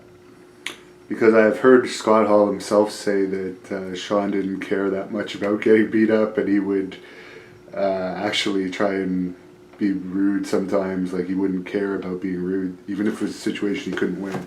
There was times where he, again, it was arrogance, and when he got messed up, it kind of got worse. I told the story about this time I can't remember where it was. times I'm bad with dates and I'm bad with towns. But I remember we were at a bar, and I think it was like Washington somewhere. But anyway, Sean was messed up, and it was just me, him, and I think Scott Hall was there. And I told this story, but there was a group of dudes in this bar, man. They were pretty big, and they were drunk. We were all messed up, and Sean was really messed up, and he started talking shit to them, and they didn't like it. I think he was saying something like they weren't going to get laid because we were there. Basically, the wrestlers were there, and they didn't have a chance. And these guys were pissed. But what ended up happening is they wanted to fight. They really wanted to fight. And I just remember what I ended up doing. The biggest one, I grabbed him by his ears and I kissed him on the lips. This big drunk dude in a bar. I grabbed him and I kissed him on the lips and stunned him. Basically long enough for me to grab Sean and get us out of there, because there was a big group of them. There was a bunch of them. There was probably like 6 of them, and they didn't know quite what to do when I did that, but it worked. So, and I didn't have to get in a fight. So you were gone by the time that Syracuse incident happened, I guess? No, I was there, but I wasn't on that loop. Oh, okay. I remember sitting with Sean and Kevin Nash afterwards and telling Sean, well, if I was there, that shit wouldn't have happened. I don't know if it would have or not. I don't even know if I would have been with him that night, but I tried, even if I didn't necessarily like somebody personally, you always try to kind of look out for the boys. And you knew Sean at that point was on his way to becoming the champion, and you kind of want to protect the company in that respect. Whoever is on top or is going to be on top, you kind of look out. And we just look out for each other in general anyway, regardless of personal feelings, aside. And you've written a bunch about Goldust. Could you tell us some stories about Goldust? Dustin was one of the funniest dudes I've ever met. But when he came in, not a lot of people know this, when he first came in, and as the Goldust gimmick, he didn't want to exactly play it gay, like a gay character, which he ended up doing later. But it seemed like he was really against it in the beginning. And I just remember we were somewhere in Canada, and me and Savio having a conversation with him. It was in the very beginning when he first started there. It was like maybe his first house show loop. And we were convincing him. We said, listen, just play it like you're kind of gay. He's like, I don't know, guys. He was really, really unsure of how to do it. He was really trying to figure it out. He wanted to kind of be this eccentric guy that was really into movies, because they had him quoting movies and all that stuff. But me and Savio definitely were kind of egging him to take it to the next level and have some kind of gay undertones to it. And he went out one night in this town, and I was wrestling him. I was probably one of the first people to wrestle him on house shows. And he went out and just did the thing where he puts his hands on and did that whole deal. And I'm telling you, I've never seen a crowd get so angry at the heat of a heel as they did that night with him. It was amazing. And I think from that point on, he realized that was the ticket. That was what he needed to do. But it was just interesting to see it come together, because he was really unsure in the beginning of exactly how. He had his ideas on the way he wanted to do it, but it worked a lot better when he really, really kind of souped it up some. And it's unbelievable that they're still using that character off and on now, after all these years. He got it over like gangbusters, and he got longevity out of it. Absolutely. He did the most. I mean, if you look at it, just like his dad did with the polka dots, he got Goldust over huge, and he still does to this day. Any stories about Adam Baum, who I know you rode with a bit? Yeah, I rode with Bob Holly and Adam Baum in the beginning. Brian, he was very bitter. Even then, he was very bitter about what they were not doing with him. Apparently, see, he had come in, I guess, not too far before when I came in, and they were going to make him this big monster heel, but it didn't work out, apparently. And at that point when I got there, he just wasn't happy. I have to say, later on, I could completely relate and understand why he felt that way. Because I had a lot of the same stuff going on with me. But he was just so angry. And Bob Holly at that time was angry and bitter a lot of the time. But I think what is important is whether or not you continue to be bitter after you leave a company or the business. And I think I've heard some shoot interviews with Brian, and he still seems bitter. I've heard Bob Holly talk some too, and I don't know. He had a good run though as Hardcore Holly, but if you continue to be bitter, I was bitter for a long time. Shit, I'll admit that. But that shit'll eat you alive. But yeah, he always seemed like he was angry. I remember working with him early on when I came in and I had just started and I wanted to work out and get in shape, because as I said, I came in kind of heavy. And one night before I worked him, one day we went to the gym and I trained legs really hard to the point where I could barely walk. And we wrestled and I couldn't do shit in the ring that night. I could not do anything. It was like the worst. So he was even more pissed off. And then on top of that, it was like up there near Connecticut somewhere, because Pat Patterson was at the show. I think Jerry Briscoe maybe was at the show. This was a house show. And they came to watch us work. And it was just horrible. And it was all my fault. I couldn't do anything. And I was trying to tell him, man, that's not how I work. I'm much better than that, I promise you. But my legs were just like freaking noodles. I couldn't do anything. And that was like one of my first experiences working against him. And it wasn't good. At what point did you have that conversation with Jim Ross where he told you that you need to get as big as possible? That's after I left. Okay. When I left in 96, Jerry Briscoe told me I could go. There's a whole long story about that too, but basically it ended up I went home in 96, like halfway through the year contract. I still had like 6 months at least, 6 or 8 months left on it. And they said, you go ahead on home. Anyway, I went home and I just started training and lifting weights and doing that thing. And during that time, I went to Germany for that season. And when I got back, was when I started talking to them again. And I was talking to Bruce Pritchard. And this was one of the reasons I looked back and kind of wondered about Bruce. But Bruce said, I told Bruce, I said, I wanted to take a shot at coming back. And he said, okay, that sounds good. We will, let me talk to everybody and we'll set it up and we'll bring you in. So I was still at home training, preparing, and Bruce had set me up a tryout date. I had to come back and try out again, which was interesting, but I was willing to do it. At one point, before the tryout came along, I got a call at home from Jim Ross. And Jim Ross said, we have an idea for you, but in order for this idea to work, you can't show up for the tryout. And we need you to get as big as possible. Now, I'm not telling you to do steroids because that would be illegal, but you need to get as big as you can. That's what he said to me. There was no testing during that period. They had stopped testing probably about a year after I left.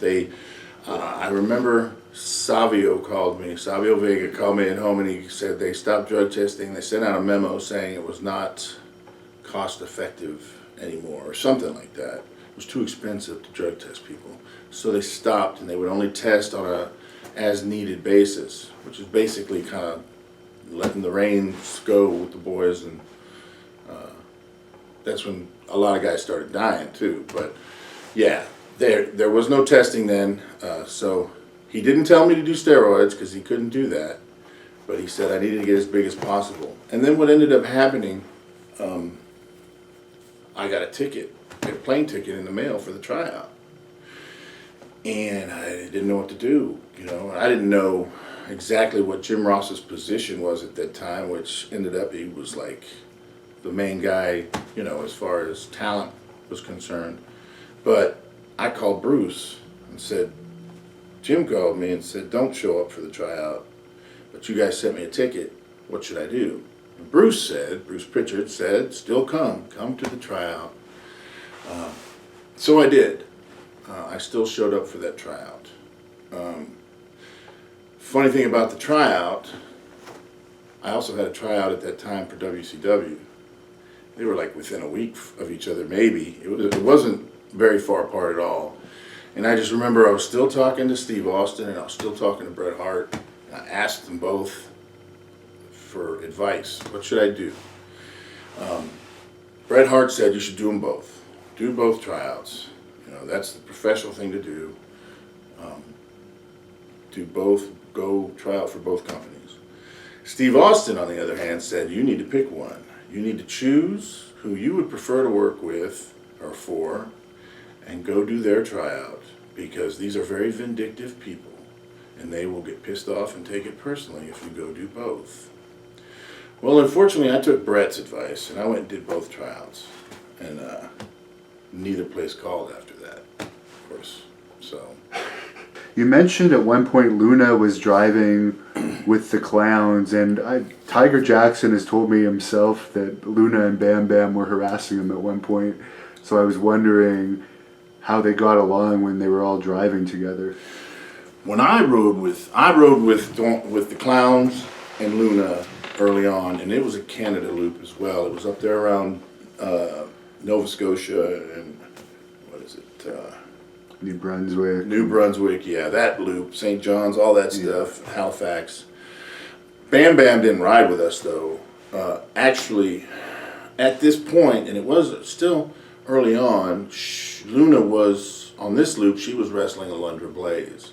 She was not with Bam Bam on this thing. So the four of us, it was the clowns, me, and Luna, we rode together. Luna didn't have any problems with any of us in the car. It was just other people, people out, people that weren't involved in the wrestling. One of the hotels we stopped at in one of those towns, we were checking into our rooms, and it was like me and the clowns, they had the beds, and we had a cot. I think Tiger was going to sleep on the cot. Anyway, we were checking into the room, and Tiger Jackson came running into the room screaming, and he used to call Ray Apollo, "Papa, Papa, Luna, she's killing somebody." And we walked outside, and Luna was standing over this guy. He was laying on the ground, and she was spitting and cussing him and saying, "Don't you ever fucking say that to me again." And what had happened was this guy apparently thought it was a good idea to come up and ask Luna if she had drugs. So what she said. And she just put him on the ground and about knocked him out. I think he was drunk on top of everything else, the guy, but it was not a pretty sight. That's hilarious. And speaking of that, Luna versus Alundra Blaze, could you tell us the rib that they played on you? Well, I don't think it was both of them. I think it was mainly Luna that played this rib on me. But okay. This, again, was early on, and I was at...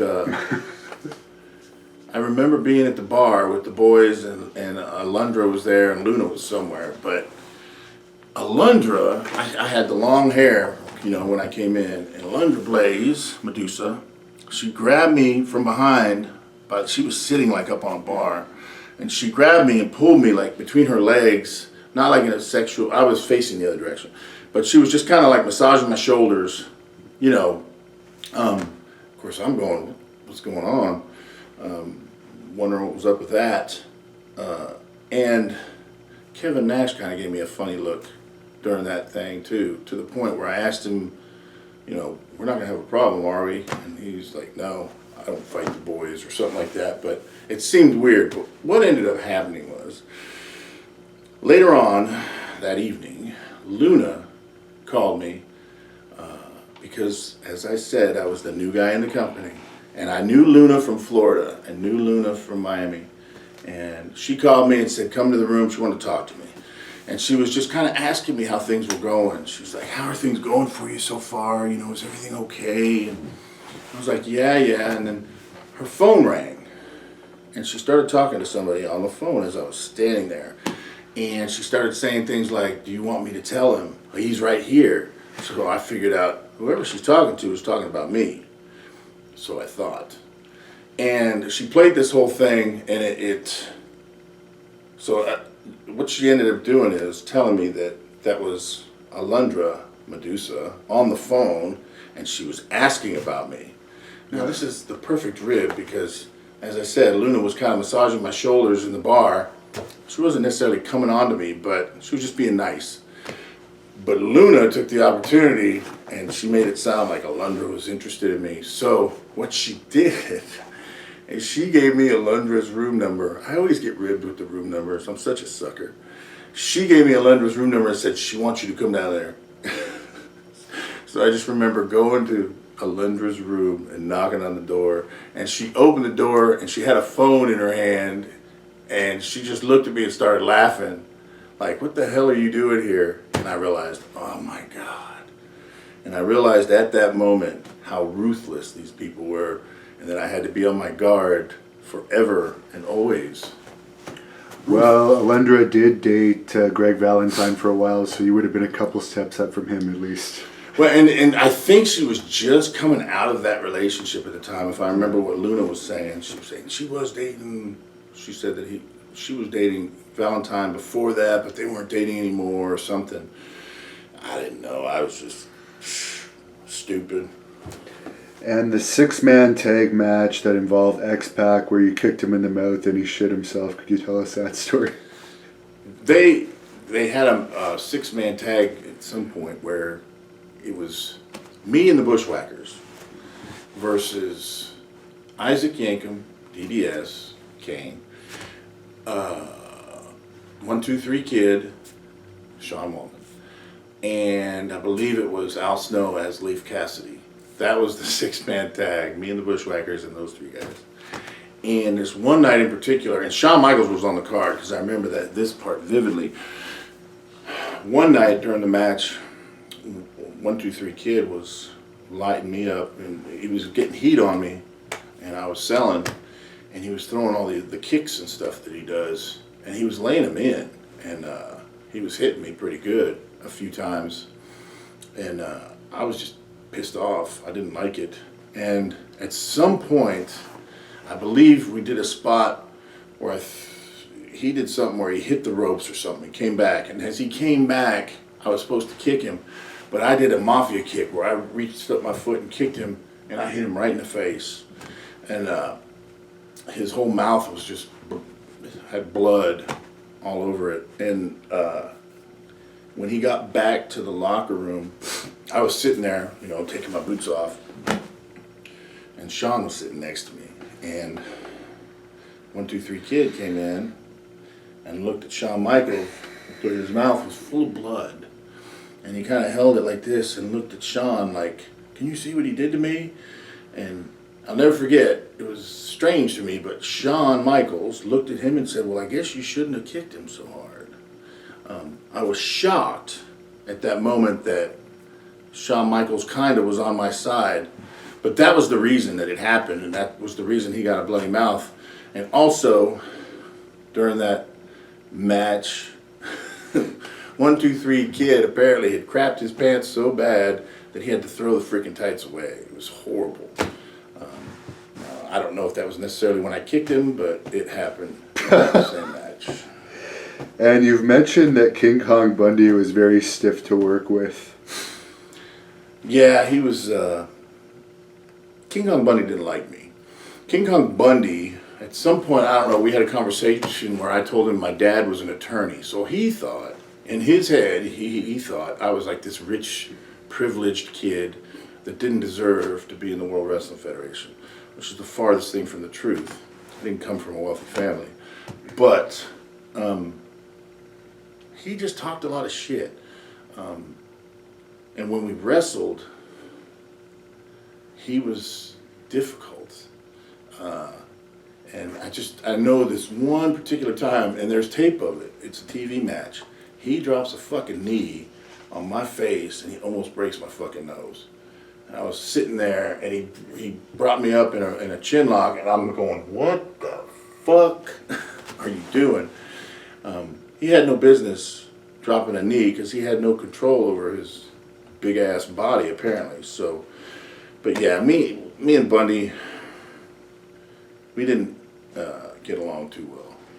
And he was managed by Ted DiBiase at the time. Sid was telling us that Ted was known for having sex with some of the uglier women at the bars. Did you notice anything like that? I'll tell you what, I saw that interview with Sid. I heard things, but apparently I was at different bars. But I heard the same things, but I never saw that.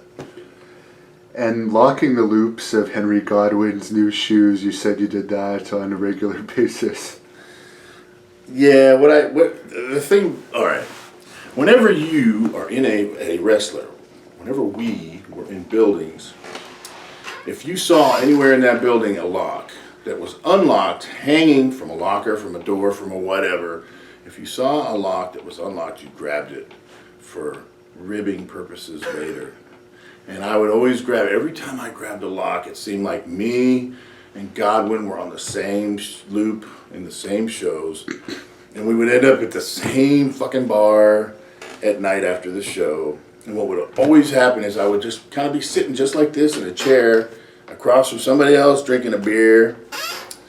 And Henry Godwin, Mark, would come walking up to talk to me and whoever. And he'd just be always perfectly stood right next to me. And I would have this lock. And I would just reach it down, and there's these little loops on the back of your shoes. And I would just click, lock it. And, he would be just drunk enough to where he didn't notice it till he got pretty far away. Now, of course, he says he knew it was me every time it happened. But I got him a few times with that. But yeah, the old lock on you could lock people's bags up to a locker or lock it to anything you wanted to. People would do that stuff all the time with locks that we would find. Did you have any contact with Roddy Piper when he was back there for a little bit? When he came back, was it WrestleMania 12? Yeah. Yeah. With the Gold Dust, yeah. At that time, that was when Bret was going to drop it to Shawn, right? The big, Yeah, I was riding with Bret at that time. And I just remember when Piper came in, Bret picked him up. So it was Bret driving, Piper sitting next to him, and me in the back seat. And I just sat there and listened to these guys talk. And they had a lot of discussions about WCW at that time. Bret was really kind of mulling it over on what he wanted to do, is whether or not he was going to go to WCW or not. And Piper was giving him his opinion. I don't remember what he was saying, though, if he told him to go or not at that point. This was early on. This was way before the later stuff with the Montreal Screwjob and everything. Yeah. This was before all that. It was 95, 96. 96, I think that's when it was. Yeah, so they just had discussions about different things, and I just sat back there and listened. I didn't have nothing else, I didn't have nothing to say or nothing to add to that conversation. But that was the only contact I had with Piper, that short period where he came in right before that WrestleMania. And the match I remember you for most was a match with Mantar that I happened to see you in Kingston, Ontario during your run. You've written some stories about Mantar. Do you want to share one with us? Me and Mantar wrestled quite a bit too for a while when he came in. And we had a pretty good match we were doing on house shows. And I always had fun working with him. He was a big dude. He worked a little snug, not stiff, but you knew he was there. But man, he could move good for a big guy too. But we had this spot where it was just kind of like the spot I was doing with Triple H, where he would backdrop me. It was just something we did every night. Every night we did it. And this spot was, I would make a comeback, do the old elbows to the gut, hit the ropes, come off, boom, boom, whatever. Hit the ropes. He would throw the knee to the gut, and I would do the flip forward. Well, on this particular night, we did the thing, and I came up. I made the comeback. I elbowed him in the stomach a bunch of times. I hit the ropes. I came off. He didn't hit me with the knee that I was expecting, and I took the front flip bump anyway. So it was like an invisible knee to the gut. And I'll never forget that night in the bar, Dick Murdoch was brought in at that time for a Rumble. And he was at some of these shows, wrestling on some of these shows, I believe. But this particular night, he blasted me at the bar about it. He laid into me, and I had never spoken to Dick Murdoch before that, ever. And I never spoke to him afterwards.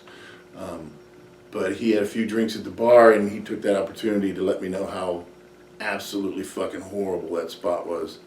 And I just kind of tried to be respectful, and, you know, I think he asked me what I called it, and he said something, piece of shit knee lift spot or something. I said, maybe that's what I should call it. It's a piece of shit knee lift spot. And he kind of grumbled at me a little bit, and then we just went our separate ways. But yeah, working with Mantar, it was fun. It was interesting. I always loved working with Mike. There was a story where he took a bunch of pills and then feasted. Yeah, we were at an airport bar one time. I think it was in Los Angeles, but we all were getting ready to go home, and we were just sitting at the bar, and we were there for a long time too, it seemed. And I just remember, in this case, they had these Xanax bars, 2 milligrams, a sleeping pill. It's a very powerful pill. And I put it in his drink. But what I did is I held it in my hand and looked at him until he looked at me. And I laughed as I dropped it in his drink. So he saw me do it. And he said, I ain't fucking scared. And he drank it. This sumbitch ended up taking 4 of these. And it didn't even faze him.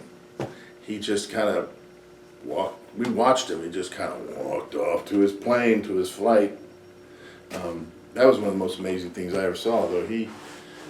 Yeah, I tried to dose him up with Xanax, and he was right. He had every right to not be scared because it didn't affect him. There's another bar incident you talked about with Bob Backlund, who I find to be an interesting character.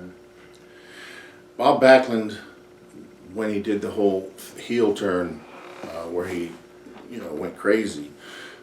At one point, I was working with him on house shows. Again, I don't remember where it was. But one thing about Bob is, you never really. I was always at the bar, always, but you never see Bob Backlund at the bar. Well, this one night, we were all at the bar, and I was down at one end doing my thing and drinking and whatever, and I looked down and there's Bob Backlund at the end of the friggin' bar, with maybe a couple of other heel wrestlers and some fans around them, and he was drinking milk. Bob Backlund was drinking milk in the bar. Anyway, I walked up to him and kind of patted, I was feeling good. I was drunk. I walked up and patted him on the back. Hey, Bob, man, it's good to see you out. Man, he turned around and cut a promo on me because I wasn't kayfabing, basically. He screamed, "Get the heck away from me!" He screamed at the top of his lungs, in character. Well, that's not actually his character. I've seen him do that in person, too. I believe it.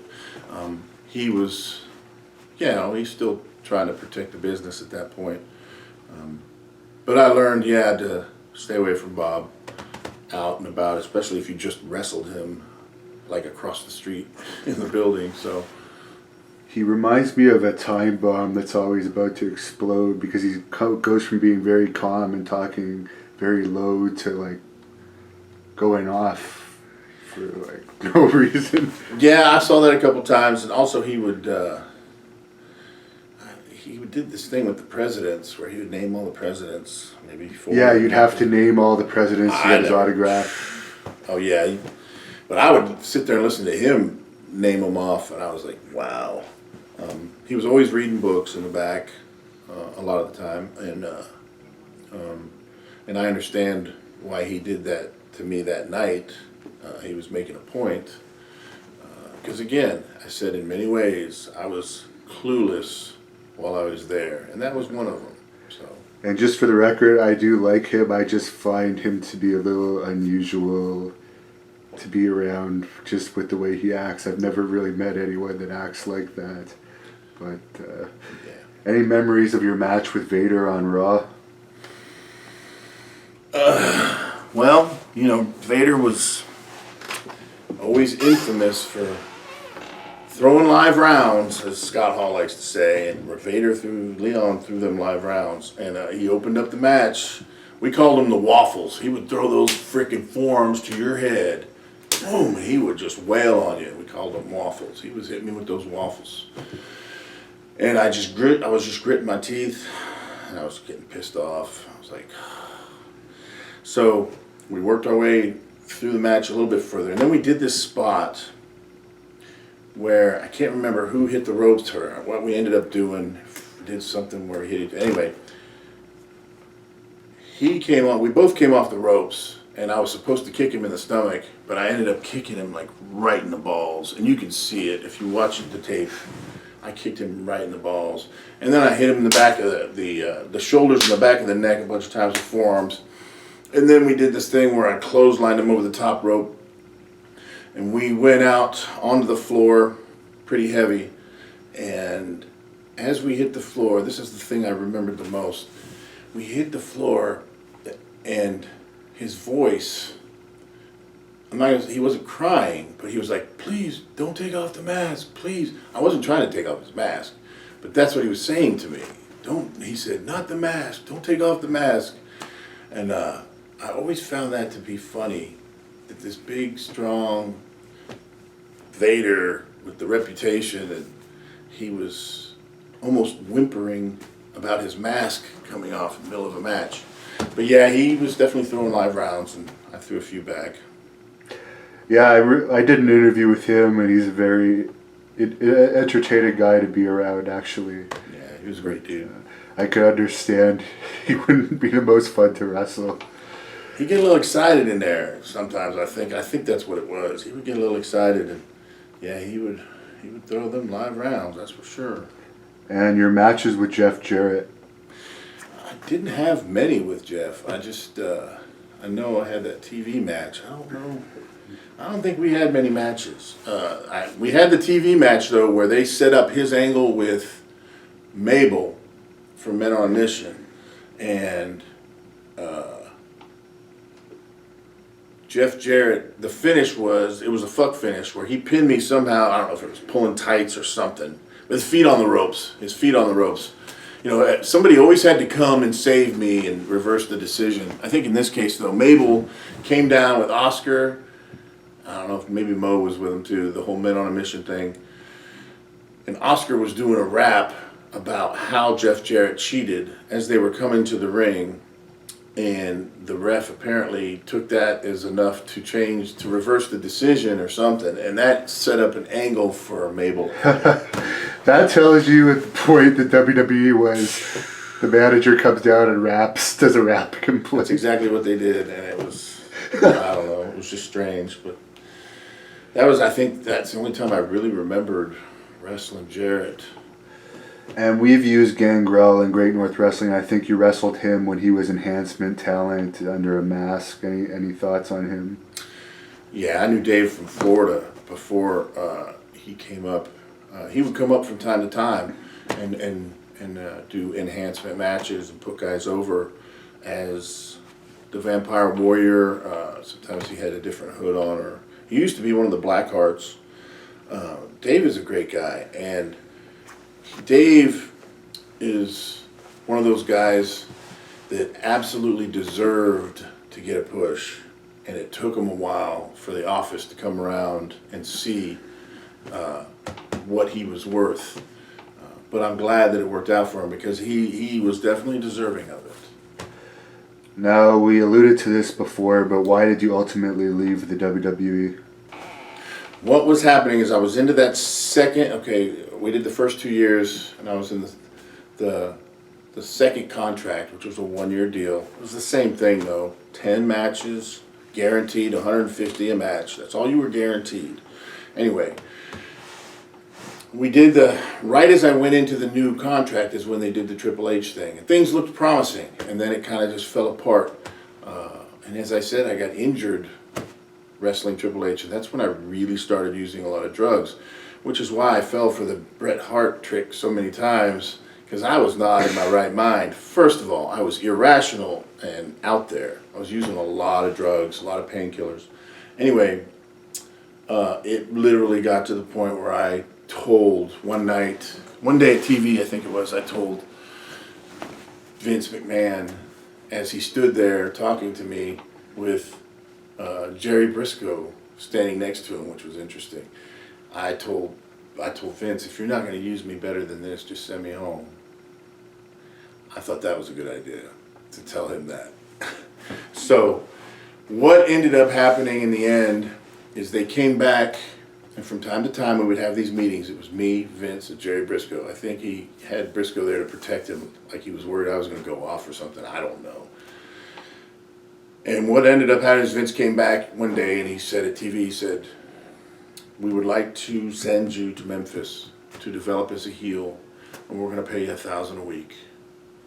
And I thought that sounded like a good idea. And I said, I just need it in writing. That's what I said to Vince. I just needed it in writing. Soon after that, we had like a TV taping in Vancouver. We had a pay-per-view, and then we did Vancouver TVs or something. Oh, was that the International Incident pay-per-view? It might have been. Yeah. It might have been. And that was the day I went home. And Jerry Briscoe by himself came up to me in the locker room and said, Vince said you can go ahead on home. And like I said, I was whacked out of my head on pills and stuff. I didn't even think to say, can I hear it from him? Because, you know, thinking about it later, I thought maybe that company, let me say this, the World Wrestling Federation at that time it ran in large part on plausible deniability. Yeah. One guy supposedly didn't know what another guy was saying for people to do. And they always said, they said, do this, they. One day Vince even said, who the hell is they? But it was always set up in such a way where somebody could tell you something, and if you ended up questioning it, like sometimes you could go to Vince and say, they told me that I was supposed to do it this way, or wrestle the match, or do this finish, and Vince would have, I've heard Vince go, I never said that. Plausible deniability. So that made me wonder when Jerry Briscoe came up and told me I could go ahead on home. I remember I called Bret, because he was home, because this was after WrestleMania 12. And you could tell Sean was kind of taking over that position of, so I was probably expendable anyway. And yeah, Briscoe told me I could go ahead on home. So that afternoon, me and Austin went back to the hotel, and he finished shaving my head the rest of the way. And I think I was still there for another day after that, just laying by the pool getting drunk. And then I flew home, and that was it. And what did you do during your time off at that point? Did you work a regular job or anything? I started bouncing in a strip club and doing a lot of drugs, a lot more drugs. I just kind of, the strange thing, oftentimes people will ask questions about the wrestling business. And one of the big questions you get is, why do so many wrestlers die? Or why do so many wrestlers become drug addicts? When you leave a job, such as being a professional wrestler, where you walk out through curtains every night of the week to cheering or screaming fans, and you build up this character, and to a certain extent people kind of idolize you, some more, some less, and you leave that abruptly, that can do something to your head. I found it to be the case, because that's when I went off the deep end and started doing a lot of drugs. And that's kind of what happened. I was working in the strip clubs and getting messed up all the time and not saving any money and not really working out for a while and not wrestling anywhere. So what made you want to get your WCW tryouts and WWE tryouts? What point did something switch in your head? Well, I started working out again and I guess the drug use was manageable to the point where I could work out again. Of course, I also started doing steroids at that point, and I was getting big, but I wanted to give it one more shot, and I did. I got those tryouts with both companies kind of back to back. Yeah, I thought I wanted to be. I had no business trying to come back though, because I was still really messed up. I don't think I could have managed living on the road with the road schedule that they were on, with the amount of drugs I was doing. So, and another thing, if I had been there when they quit drug testing, I'd probably been one of the first guys that died, because that's how crazy I was. Who was your contact in WCW? J.J. Dillon. It turned out to be J.J. Dillon. And Bret Hart was there. This was after the screw job thing. So, you know, I would still talk to Bret from time to time, and he always said he could get me booked, but he never did. But, well, I was kind of always too proud to ask somebody to get me booked, too, anyway. But with WCW, what I had done was I just showed up at a TV taping one day. And it was interesting because I was wearing a suit, and I just showed up. It was like in Tampa, Florida. They were doing Nitro. And I had moved up to Orlando to kind of pursue wrestling for WCW, because they were doing the thing out of Disney or Epcot or whatever it was. I don't remember. Yeah, Universal. Universal, yeah. And I just showed up at this Nitro just on my own and walked in the back, you know, wearing a suit. Nobody questioned me. And it was interesting that a lot of the people, a lot of the boys came up and were really nice and gracious to me and shaking hands and, hey, how you doing? Barbarian and came up, and he was real nice. And Kevin Nash came up, was real nice that first night.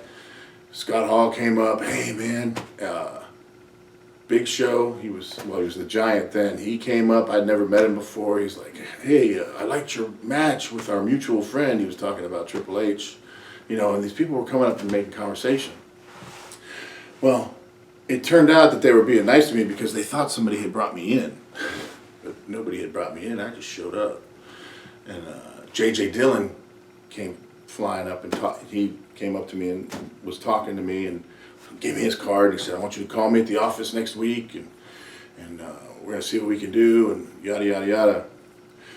But then, like, the next couple days of TV, I showed up, and everything changed. I think they realized nobody brought him in.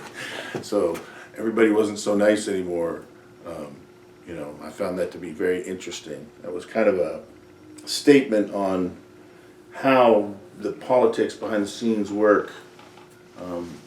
People are nice to you when they think that maybe somebody brought you in and maybe you're going to get a push.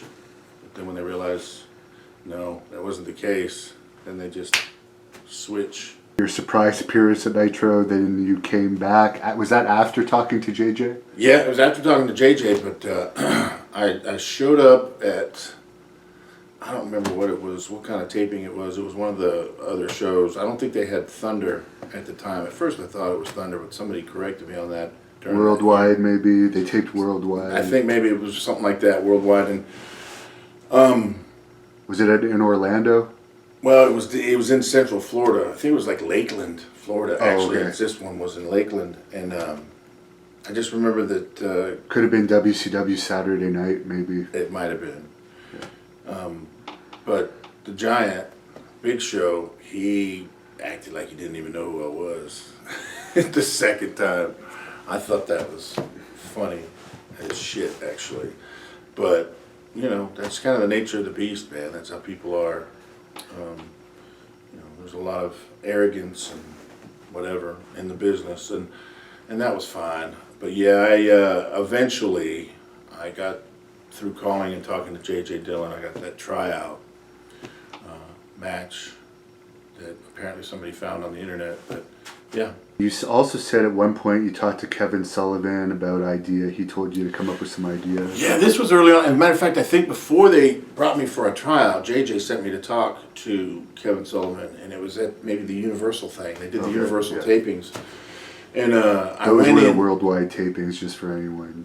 Right. Yeah. That's where they did the Worldwide? Yeah. So it was at that taping where it was a totally different set of people.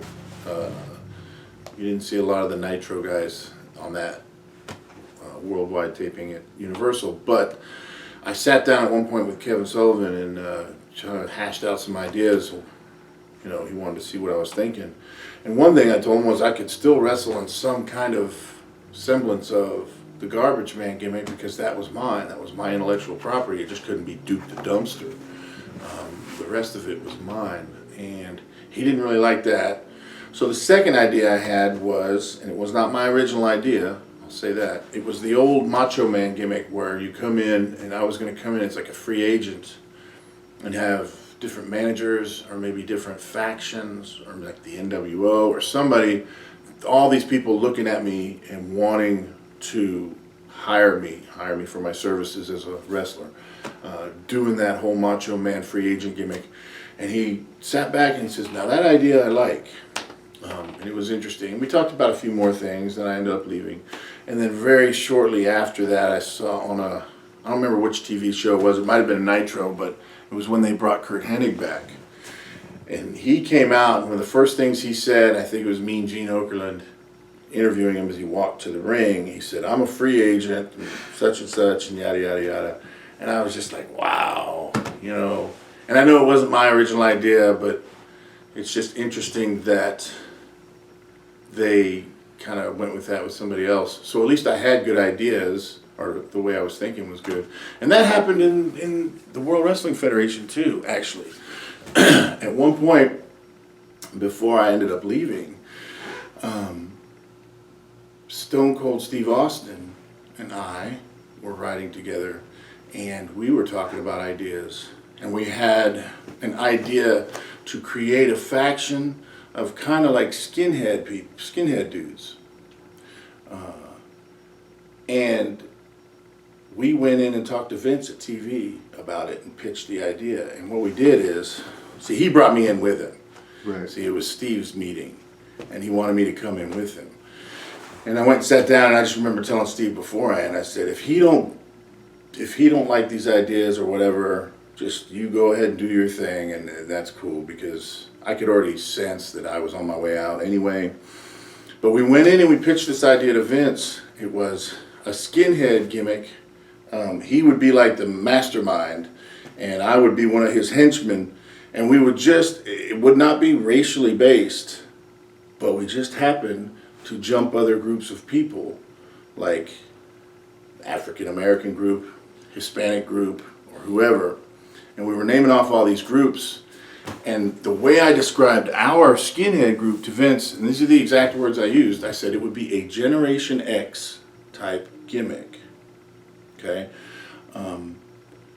And of course, the fact that I was sitting in there, Vince didn't like it anyway. He didn't like me being in there. So he didn't really respond well to it, and I ended up leaving, and I ended up leaving the company.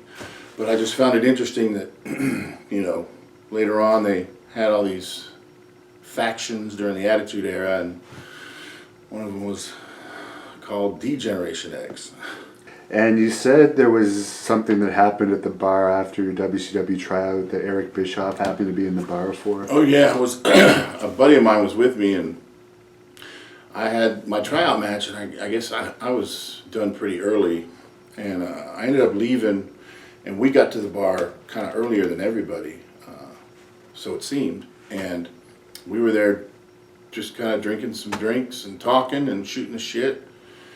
And slowly the boys started coming in one by one, and then the bar filled up. But what turned out to be the case is, looked across the bar, and the whole time, even before we got there, Eric Bischoff had got there. He was already there. He was sitting there with a hat on, turned around backwards. And he was, I guess, I don't know if they were wrestling fans or who they were. It was two women that were standing next to him talking to him. And he was just sitting over there in the dark, drinking drinks and talking to them the whole time we were there. And I didn't even know he was there. And my buddy was like, yeah, he's been there the whole time. You didn't know he was there? So it seemed like I kind of kayfabed him. I didn't even go over and introduce myself or nothing, you know. But yeah, he had been sitting there the whole time. And I just remember thinking, shit, why didn't you tell me he was sitting over there? You got a tryout as a Raw announcer at one point. Was that around this time too? They would always say things to me like, "We're trying to figure out what to do with you," because in the back, let's say it this way: I was over with the boys in the back. I was always cutting up and doing funny stuff in the back. And I was impersonating other wrestlers, goofing off, whatever. And I think at some point, I think Scott Hall told Vince at some point that I was really funny. But also, at one point, I walked in, we were at Madison Square Garden, and Vince was talking over a match with somebody, and I walked in and said something to Vince, and he just looked at me, and he almost kind of yelled at me, like, what are you doing here? And I looked at him, and I acted, I did Davey Boy's. You know, Davey was always infamous for getting in trouble, and he would always say, "It wasn't me. I wasn't even fucking there." And I did that to Vince, and he freaking laughed so hard. And shortly thereafter, I got this call from Ann Russo saying, "We need you to come up to the studio for something." They didn't tell me what it was. So they flew me up there, still not telling me what it was, took me to the studio. And as I got there, they told me, "Okay, we're going to try you out for a commentary spot on Raw." Now, again, I said many times I was clueless in a lot of ways. I didn't know the difference between color and straight commentary. I didn't. And as I went in, it turned out I was doing this tryout for the Raw commentary spot with Vince McMahon. He was in the studio. So I sat down next to Vince, and we started calling a Raw that was on tape, and I started calling the match. I started calling the moves, which is straight commentary. They wanted me to do color, and at that point I didn't know the difference, and it just went horribly. You could tell Vince was like, "Oh, this is not a good idea. It's not going to work." He didn't say that, but you could tell that's what he was thinking. So yeah, I kind of blew that opportunity just because I didn't know what I was getting into. And what brought you over to Germany? During the time I was trying to get on with WCW, and I was living in Orlando, I remember Bret talking to me and saying that his brother was talking to Big Otto Vons in Germany and Austria, and they were looking. Otto always liked to have big guys work for him, big American wrestlers, and so Ross Hart set it up for me to go wrestle over in Austria and Germany. That season, it was '97, I believe, and I went over and wrestled over there for Otto that whole 6 months, I think maybe it was, but yeah. Now, Sid told me in his shoot interview, this part hasn't been released yet, but he said the BO of people in Germany was bad, but it was even worse in Austria. Without insulting them, is there any truth to what he said there? I think like anywhere else, certain people, that's the case. Certain people have BOs, certain people don't. Sometimes you find situations with wrestling fans, and it's not just in Germany or Austria, it's anywhere, where they will stand outside for freaking hours or even days on end waiting to see their favorite wrestler, get an autograph or a picture with their favorite wrestler, and they're just standing outside, not showering for days on end. And sometimes that's the case, but I don't know specifically. And like you said, I don't want to insult nobody, but yeah, sometimes it's just. I think Sid's just a very honest person. Yeah. And you knew David Finlay over in Europe. Any stories about him? I think you mentioned he was considered the policeman of the territory. Well, I think he was, maybe earlier in his career, he was, I think people used to call him the police or the policeman of a territory, where if a promoter wanted somebody gone, they would have this particular person they would put him in a match with a person like Finlay, and they would stretch him, basically. And the story that I heard, and it was confirmed by Finlay, and when I saw him and met him in Germany, actually, in Austria, when the first time Finley was working with WCW, I think it was the time he like busted, what was his name? Steve Regal. He busted him wide open on live TV or something. It was during that first run. Anyway, there was a local guy down in Florida. I think his name was Steve Collins. Steve the Party Animal Collins. He was friends with Kevin Sullivan. And the way I hear it is, and I don't know if this is true, but he was kind of bugging Kevin, trying to get hired in WCW. And he had a tryout here or there or something. But Kevin, I don't know if he didn't think he was good enough or he didn't want to give him a job, ended up having Finley wrestle this guy, Steve. And I asked Finley about it, and he remembered it vividly. Sullivan asked him to, and he ended up, I think he slapped this guy so hard that he blew his eardrum out. And I never saw the guy wrestle anywhere again, not just WCW. I never saw him locally in Florida anymore. I think that kind of broke his spirit for the business. But yeah, sometimes in territories you would have a guy that kind of did that. Now in Germany, Finley was great. He was a nice guy. I saw him kind of rough up a fan one night because there was, where we wrestled in Hanover, Germany, there was a bar in the, it was like a big tent. There was a bar where they served beer all night long while the people were watching the wrestling show. And this one night, this drunk guy was just talking all this shit about he could beat any of the wrestlers and this and that and kick everybody's ass. And the promoter, Peter William, that night, the promoter put this guy in the ring with Finley, and Finley just stretched him from corner to corner, post to post, just stretched this guy. I mean, he didn't beat on him or nothing, but that guy knew he was in a fight. It was funny as hell, actually. But other than that, Finley was a great guy. He was always good to me. Always had great advice. I actually got in the ring with him during the daytime to learn stuff. You know, before we wrestled at night, I would, as much as I could, I would try to learn from him. So.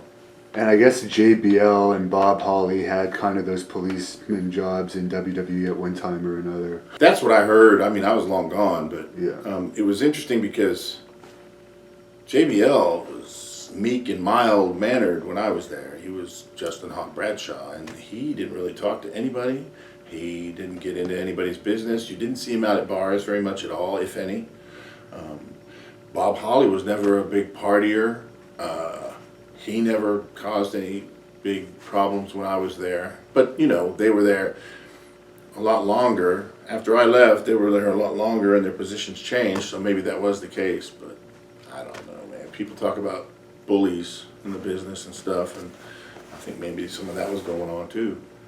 And I guess you wrestled Robbie Brookside over there too, who now has a position with NXT. Yes, Robbie was awesome.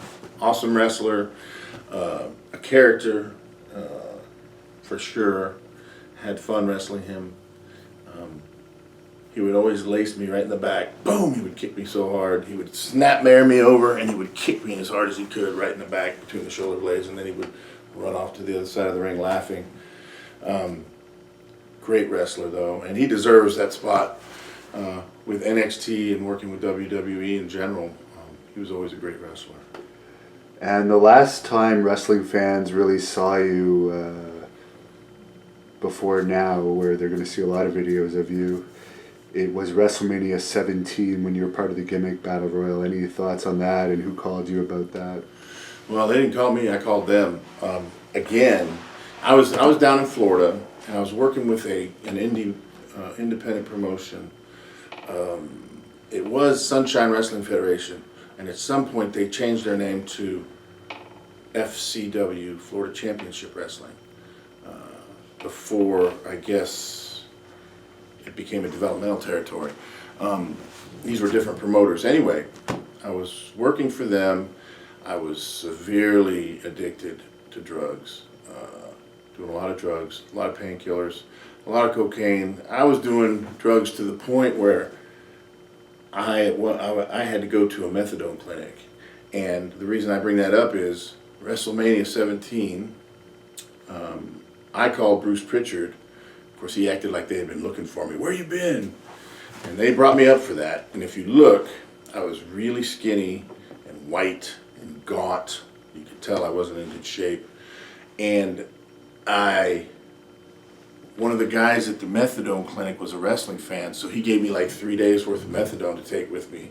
Otherwise, I couldn't have made it because, you know, that's how bad off I was. And I was strung out when I did the gimmick battle royal. Thank God I didn't have to like do any spots or run around. All I had to do was kind of punch and kick and then get. And of course, Doink, Ray Apollo clotheslined me like on the wrong side, so I had to double hook and I like twisted both my shoulders. But yeah, I was in bad shape during that gimmick battle royal, man. It was on methadone and whatever else. It was a decent payday though, and hey, it was WrestleMania. I just don't remember. Mean Gene Okerlund and Bobby the Brain Heenan were awesome. Great, great individuals. I just remember that. They were so nice. They were really cool to me. Did you have any other interactions there with people you hadn't seen for a while? Yeah, Steve had changed. Austin, he was the main guy now, and The Rock. That was the one where they wrestled each other, wasn't it? I think so. That was the first one they wrestled each other, and that was a good match. But no, I didn't see either of them much. Steve really didn't talk much. I didn't see him much. Didn't talk to Taker much. You know, I didn't talk to anybody much. I was there just for the payoff, because I really didn't want to see many people. I kind of hid off in a corner. I kept my head buried in the sand and didn't interact with a lot of people. Didn't go to the bar afterwards, huh? Did Vince say anything to you? Just, hey, how you doing, kind of thing, and Shane did too, but, you know, I just wasn't in good shape, so I really didn't want to talk to people very much. And I guess you had a match with Typhoon that was one of your low points too. Yeah, that was down in Florida. That was for FOW, Future of Wrestling, with Bobby Rogers. We did a match at some local place. That was another situation. It was my ring. During that time, I was using a lot of drugs. I had the ring, set it up, and tore it down myself. Most of the time, I had a few guys helping me, but that was one of those matches where, looking back on it now and seeing it on tape, I just remember what kind of shape I was in, and it wasn't very good. And obviously, you've just kind of appeared in recent months, I guess, and you apparently have had an issue with one of your legs. Could you tell us everything that happened with that? Well, after the drug problem initially from wrestling, I moved up to Tennessee and went to rehab for the first time in 2003, got clean, and went about 7 years. Went back to college, became a school teacher and a coach and all these things. And, I still had a lot of old wrestling injuries. What happened in about 2009, I started working out again, and I pushed it too hard, and I had a foot injury. I had twisted my ankle a bunch of times wrestling in the WWF. Against Triple H, I twisted it because I used to wear these high-tech magnums. Anyway, I had this foot injury, and during 2009 when I started working out again, I was trying to squat all this crazy weight and do all these stupid things, plyometric jump training and all that shit. And the foot collapsed. The bone structure just disintegrated, and the foot collapsed, and I just ignored it, and I started taking painkillers again. That's when I relapsed, and I was more worried about getting pills than going to get my foot fixed, okay? And then what happened is I went and had the surgery, and they tried to fix it the first time, and I didn't follow doctor's orders. I was up walking on it the very next day, and I mean, it was full of metal and, screws and everything to hold it together, and I just jumped up and started running around on it because I was running around finding more drugs because I was fully back into it, taking the pills, and it fell apart. And I think I kind of hobbled around I remember seeing Marty Jannetty's foot in an interview where it was turned to the side. That's how my foot, it was turned to the side like that for like almost 2 more years after that. And I went and tried to get it fixed again by another doctor. And I was following directions this time, much better. But what ended up happening is deep inside of it, I got a staph infection. And it kind of ate up all the rest of the bone and stuff in the foot. By the time I realized it, it felt like my foot was kind of falling off from the inside. So I had to rush back to the hospital. They pumped me full of antibiotics for about 2 weeks straight. And the options were, you could try to, he would try to clean it up and fuse it all up, but there's no guarantee. And remember, I'm on a bunch of drugs here. And he said to me, if you want to be out of pain, the quickest way, if we took the foot and got you a good prosthetic, you would be out of pain sooner. Now, that sounded appealing to me because I'd been in so much pain for the 2 years prior to that. Walking around on a foot full of metal and shards of metal and bone and turned to the side. And I decided to have them amputate my foot. It wasn't as easy as they made it sound with the prosthetic. But it's going well now, so, but yeah, it was just crazy. I was more concerned with getting messed up than taking care of my foot, so I ended up losing it. And you were telling me after that you ended up ballooning up to 400 pounds. Yeah, because at that same time, after the foot was amputated, during that time, as I said, I was running around finding drugs a lot. And part of that, you become part of this subculture in the street where you're buying and selling pills to get what you want. And I was getting certain pills from the doctor that weren't strong enough for me.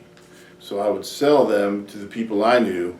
You know, I had drug dealers and people, and I sold some pills to get money to get the pills that I wanted, because at that point I had graduated to shooting morphine. I was an IV drug user. So I ended up in one of those situations where a guy that formerly had been a dealer for me ended up setting me up. And set me up on 2 occasions for selling like 4 or 5 pills each time. It ended up being 2 counts of delivery of Schedule 2, which was Oxycontin, and 1 count of delivery of Schedule 3, which was Suboxone.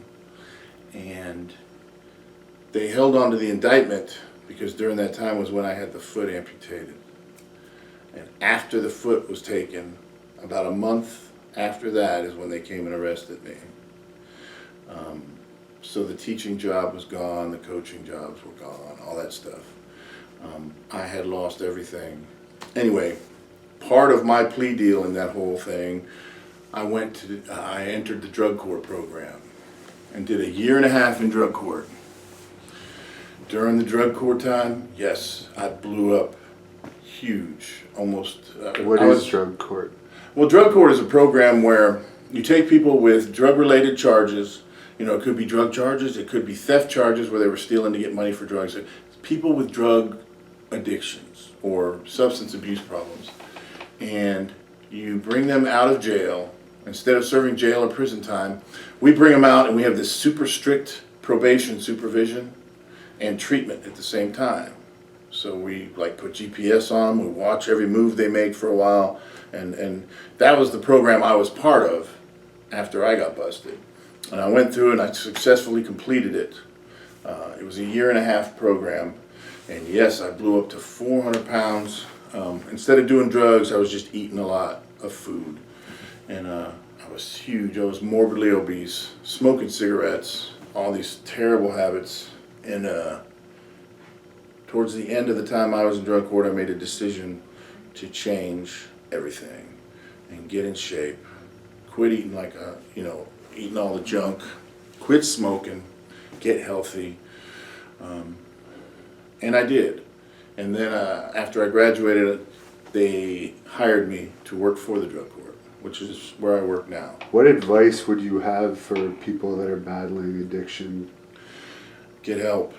Don't try to fight it on your own because it's a losing battle. You got to get help. You got to ask for help. You have to suck up your pride and you got to ask for help. So you didn't have to go through the WWE sponsored rehab then? You know, it's interesting. They started sending those letters out while I was addicted, before I got busted. But I was always too proud. Well, I wasn't ready, first of all. And I was too proud to ask the WWE for help. I was too proud to let them know what my situation was. Then, of course, I got busted and everybody knew what my situation was. Right. I was facing between 6 and 12 years in prison. And, you know, I always tell people that are battling addiction, it's got to get painful enough before you're going to change. That moment when they came and arrested me, sitting there with one leg, with my mom crying next to me, that was the moment. I knew that was it.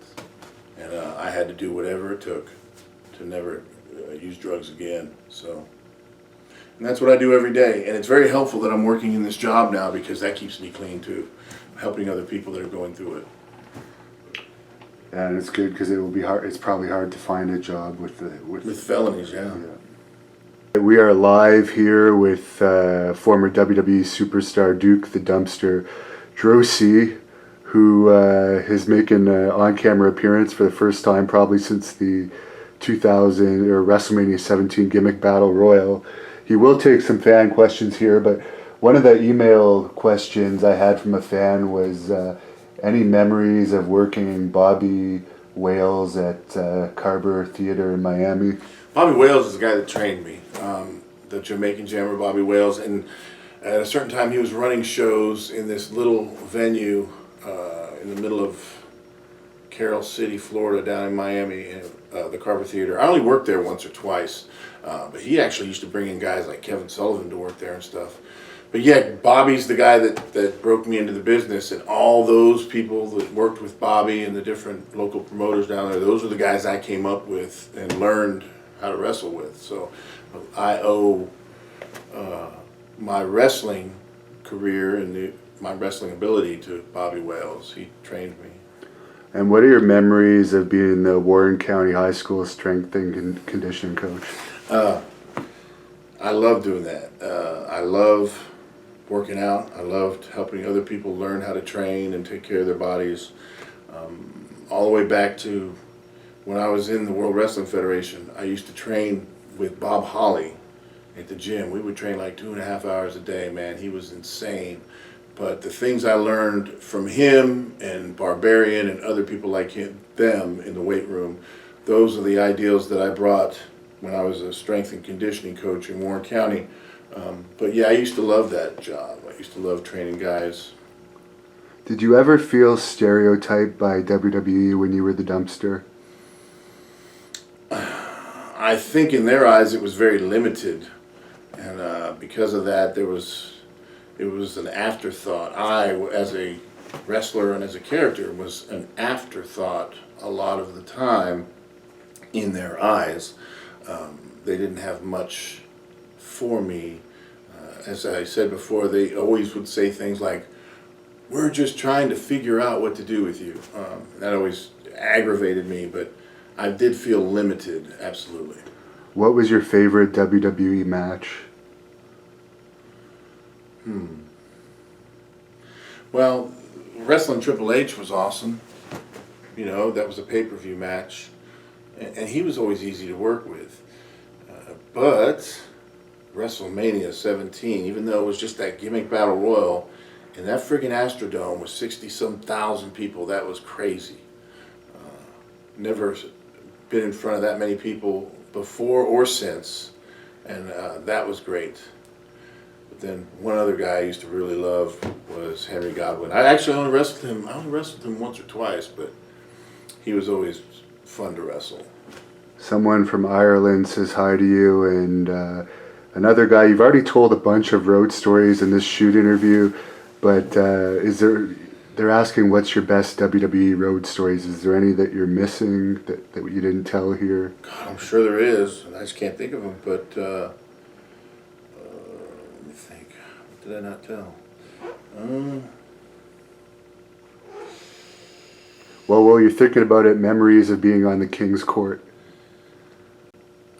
That had the potential to be a great feud, and it could have gone at least to a pay-per-view, but I just think that the state of the company at that time, the original PG era, or as I call it, the rated G era, they were so worried about sponsors and doing anything too violent that it just got squashed when we did that whole can deal. That just killed it. I can't think of any other road stories. Anything involving Nash? Which one with Nash? I know one time we,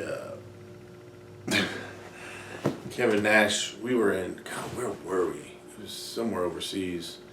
And the boys were just, collectively, all the wrestlers were just kind of cracking. We were losing it because of the road schedules. They were so rough. And the unofficial word had come down that on this trip it was going to be okay to smoke some weed. They called it spring break.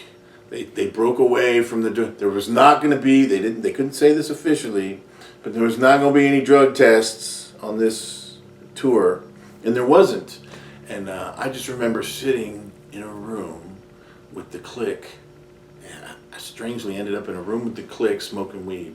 And Kevin Nash said the strangest thing. He was like, and nobody better fucking tell that we're doing this or something. He was saying something to that effect. And I just remember, and I, like, other people were looking at me. And I was like, who are you talking to? And I was wondering why the hell he was saying that. But I don't know, maybe he was trying to, he felt the need to make sure that I wasn't going to say something. I don't know. Any memories of the 1996 Royal Rumble? You talked about the 95 Rumble incident already. 96, I'm sure Sean won that too. He probably won 95 and 96, right? Yeah. I remember grabbing Sean immediately. I always grabbed him and took him to a corner and told him to rest. And I always tried to stay close to him because I knew he was winning it.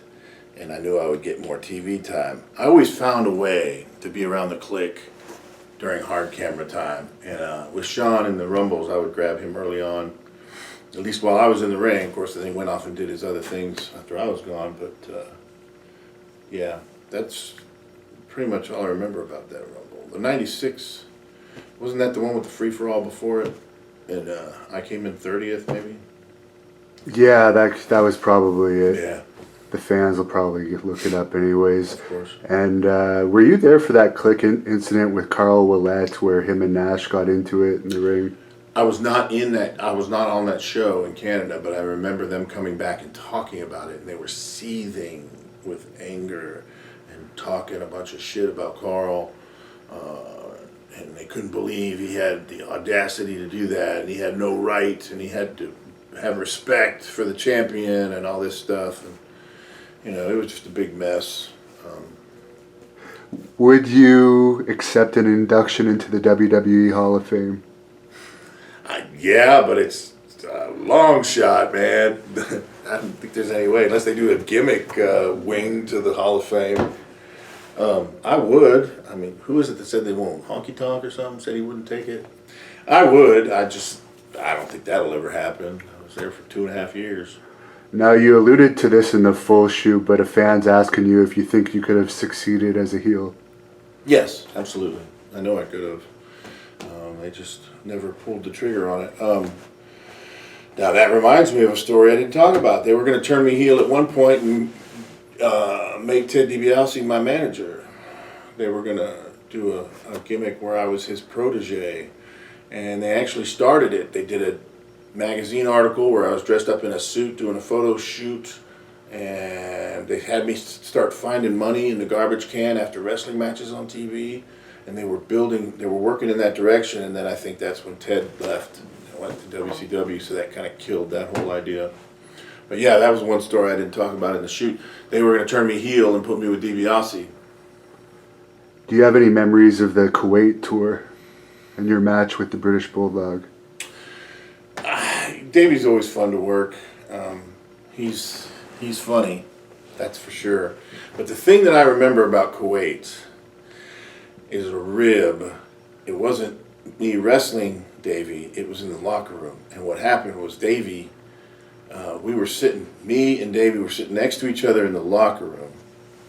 And he pointed out the fact that the Portuguese Man of War's mask was on the table, sitting there right in front of us. And I don't know where PJ was, just incredible. I don't know where he was. And what I did, and I'm telling on myself now, I moved a little fruit basket that they had in the back in Kuwait, and I just put it over the top of his mask. Harmless enough, right? The problem is I forgot about it. And PJ didn't fucking sell it either. So he just figured whoever did it was going to have it the next day to give back to him. Well, what ended up fucking happening is whoever the cleaning people were that came in and cleaned the locker room, they must have found it and took it home. And, you know, who knows what happened, but it was gone. We got back the next day and it was gone. And fucking Davey goes and tells Shawn Michaels that I did it. So then Bret Hart comes up to me and tells me Shawn Michaels is talking shit about me. So I sit down next to Shawn and ask him if we're going to have a fucking problem, because I felt cornered and embarrassed that it happened, and I felt like I had to try and save face, but it was a big fucked up situation. And I felt horrible that it happened to somebody's gimmick, you know. I didn't mean for that to happen, but all I did was I moved this basket over the top of it, and I totally forgot about it. And it was Davey that gave me the idea. He pointed it out. What did he wear on his face for the mask? I don't think he wrestled the next night, or I think we were almost done. I don't know, but he didn't wrestle because I don't think he wrestled. I felt horrible. I don't know if this is an inside joke, but what are your thoughts on baked beans being part of an English breakfast? That's not an inside joke. I don't know. Baked beans for breakfast is kind of nasty. Were you friends with Ahmed Johnson? No, I was not friends with Ahmed Johnson. Matter of fact, we almost got in a fight in Germany because he was cracked on the bus. He lost his shit. And I don't know. He didn't like us playing rock and roll and country music. And I don't know, he said something about that fucking redneck music. Bullshit. And so I took it personally. So I sent the promoter up to the front of the bus to put a videotape in of the movie Mississippi Burning. I don't know if you've ever seen that, but it opens up with a burning cross. It was a pretty heelish fucking move. And he fucking lost it. When we got on the bus later on, he charged at me like he wanted to fight me. And his face was like in my chest, and he said, do something. And I just kind of stood there, and I told him he was a piece of shit. He can go fuck himself. But he wanted to kill me because I had pushed him over the edge, I guess. But you know, I did things like that. If you fucked with me, I'd give it back to you 1,000 times worse. Who is your favorite person to travel with on the road, and any story about them on the road? Savio was a blast. Steve Austin was a blast. You know, Steve Austin with the infamous foam cooler.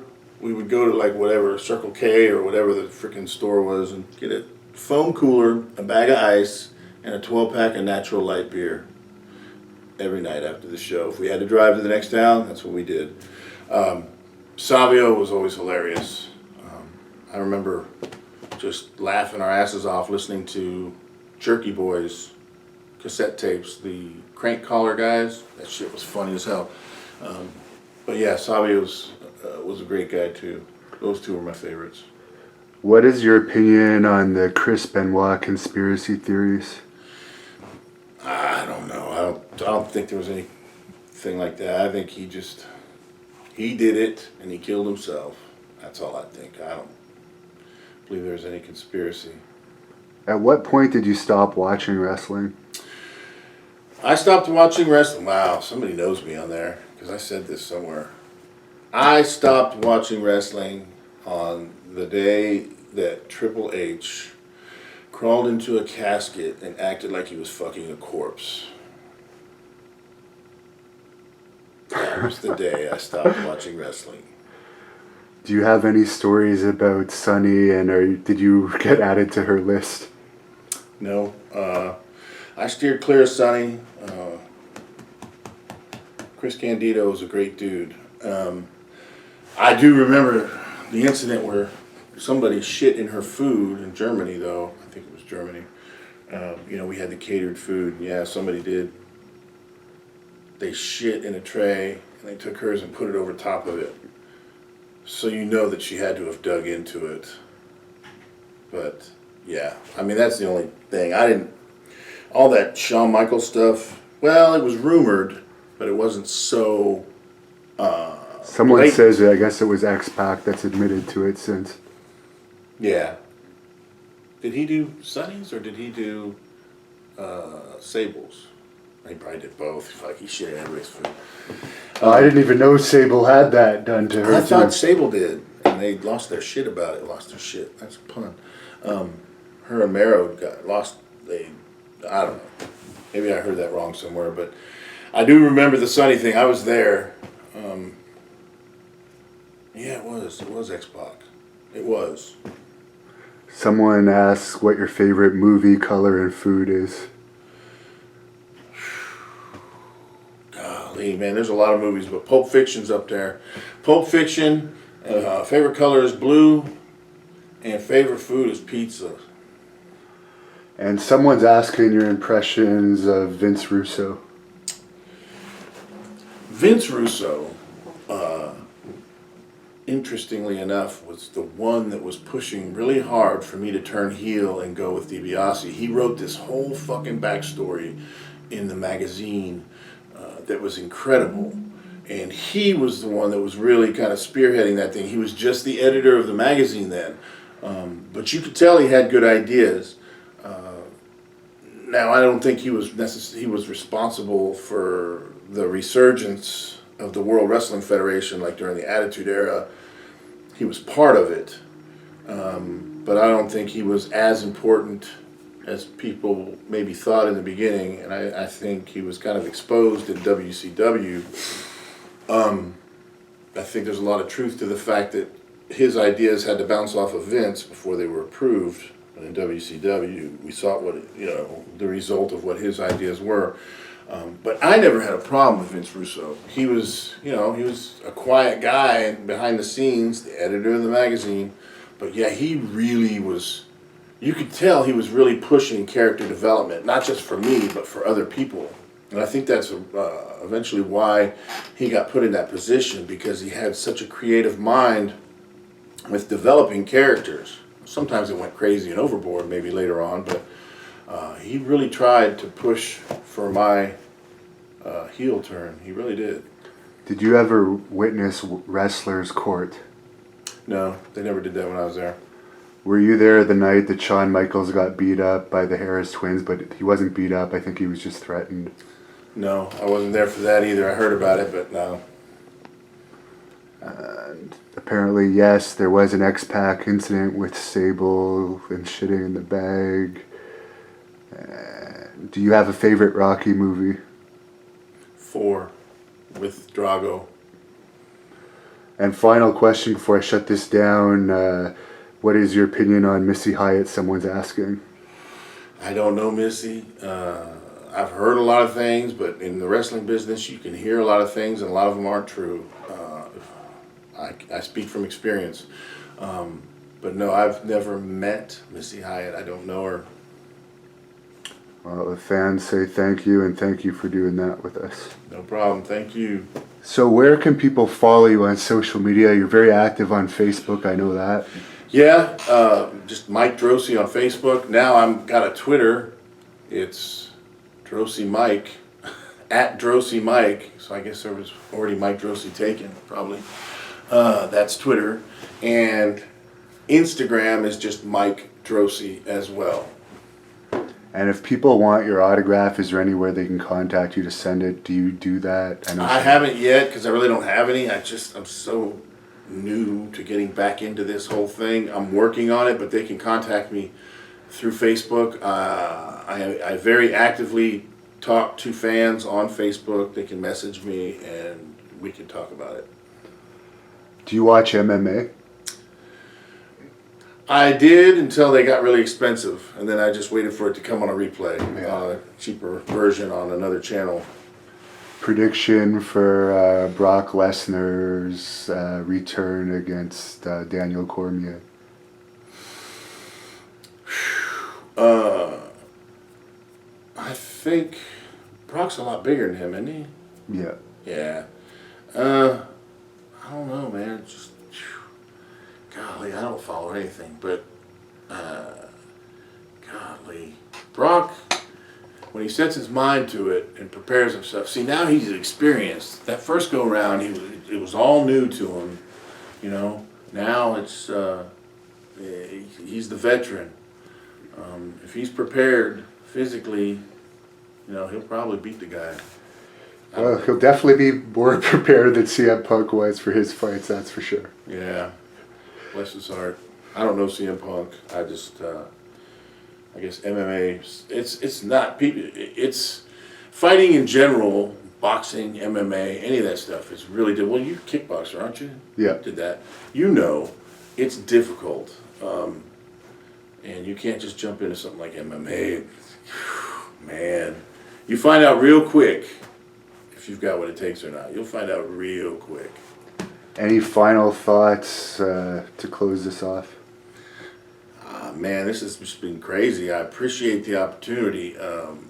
You know, I disappeared for a long time because of all the craziness, and now the fans have really been nice to me, and I really do appreciate it. And I look forward to more interaction with the fans and more appearances and stuff like that. And this whole social media thing is crazy. So I appreciate all of it. I really do. And can we get it? It's time to take out the trash. It's time to take out the trash.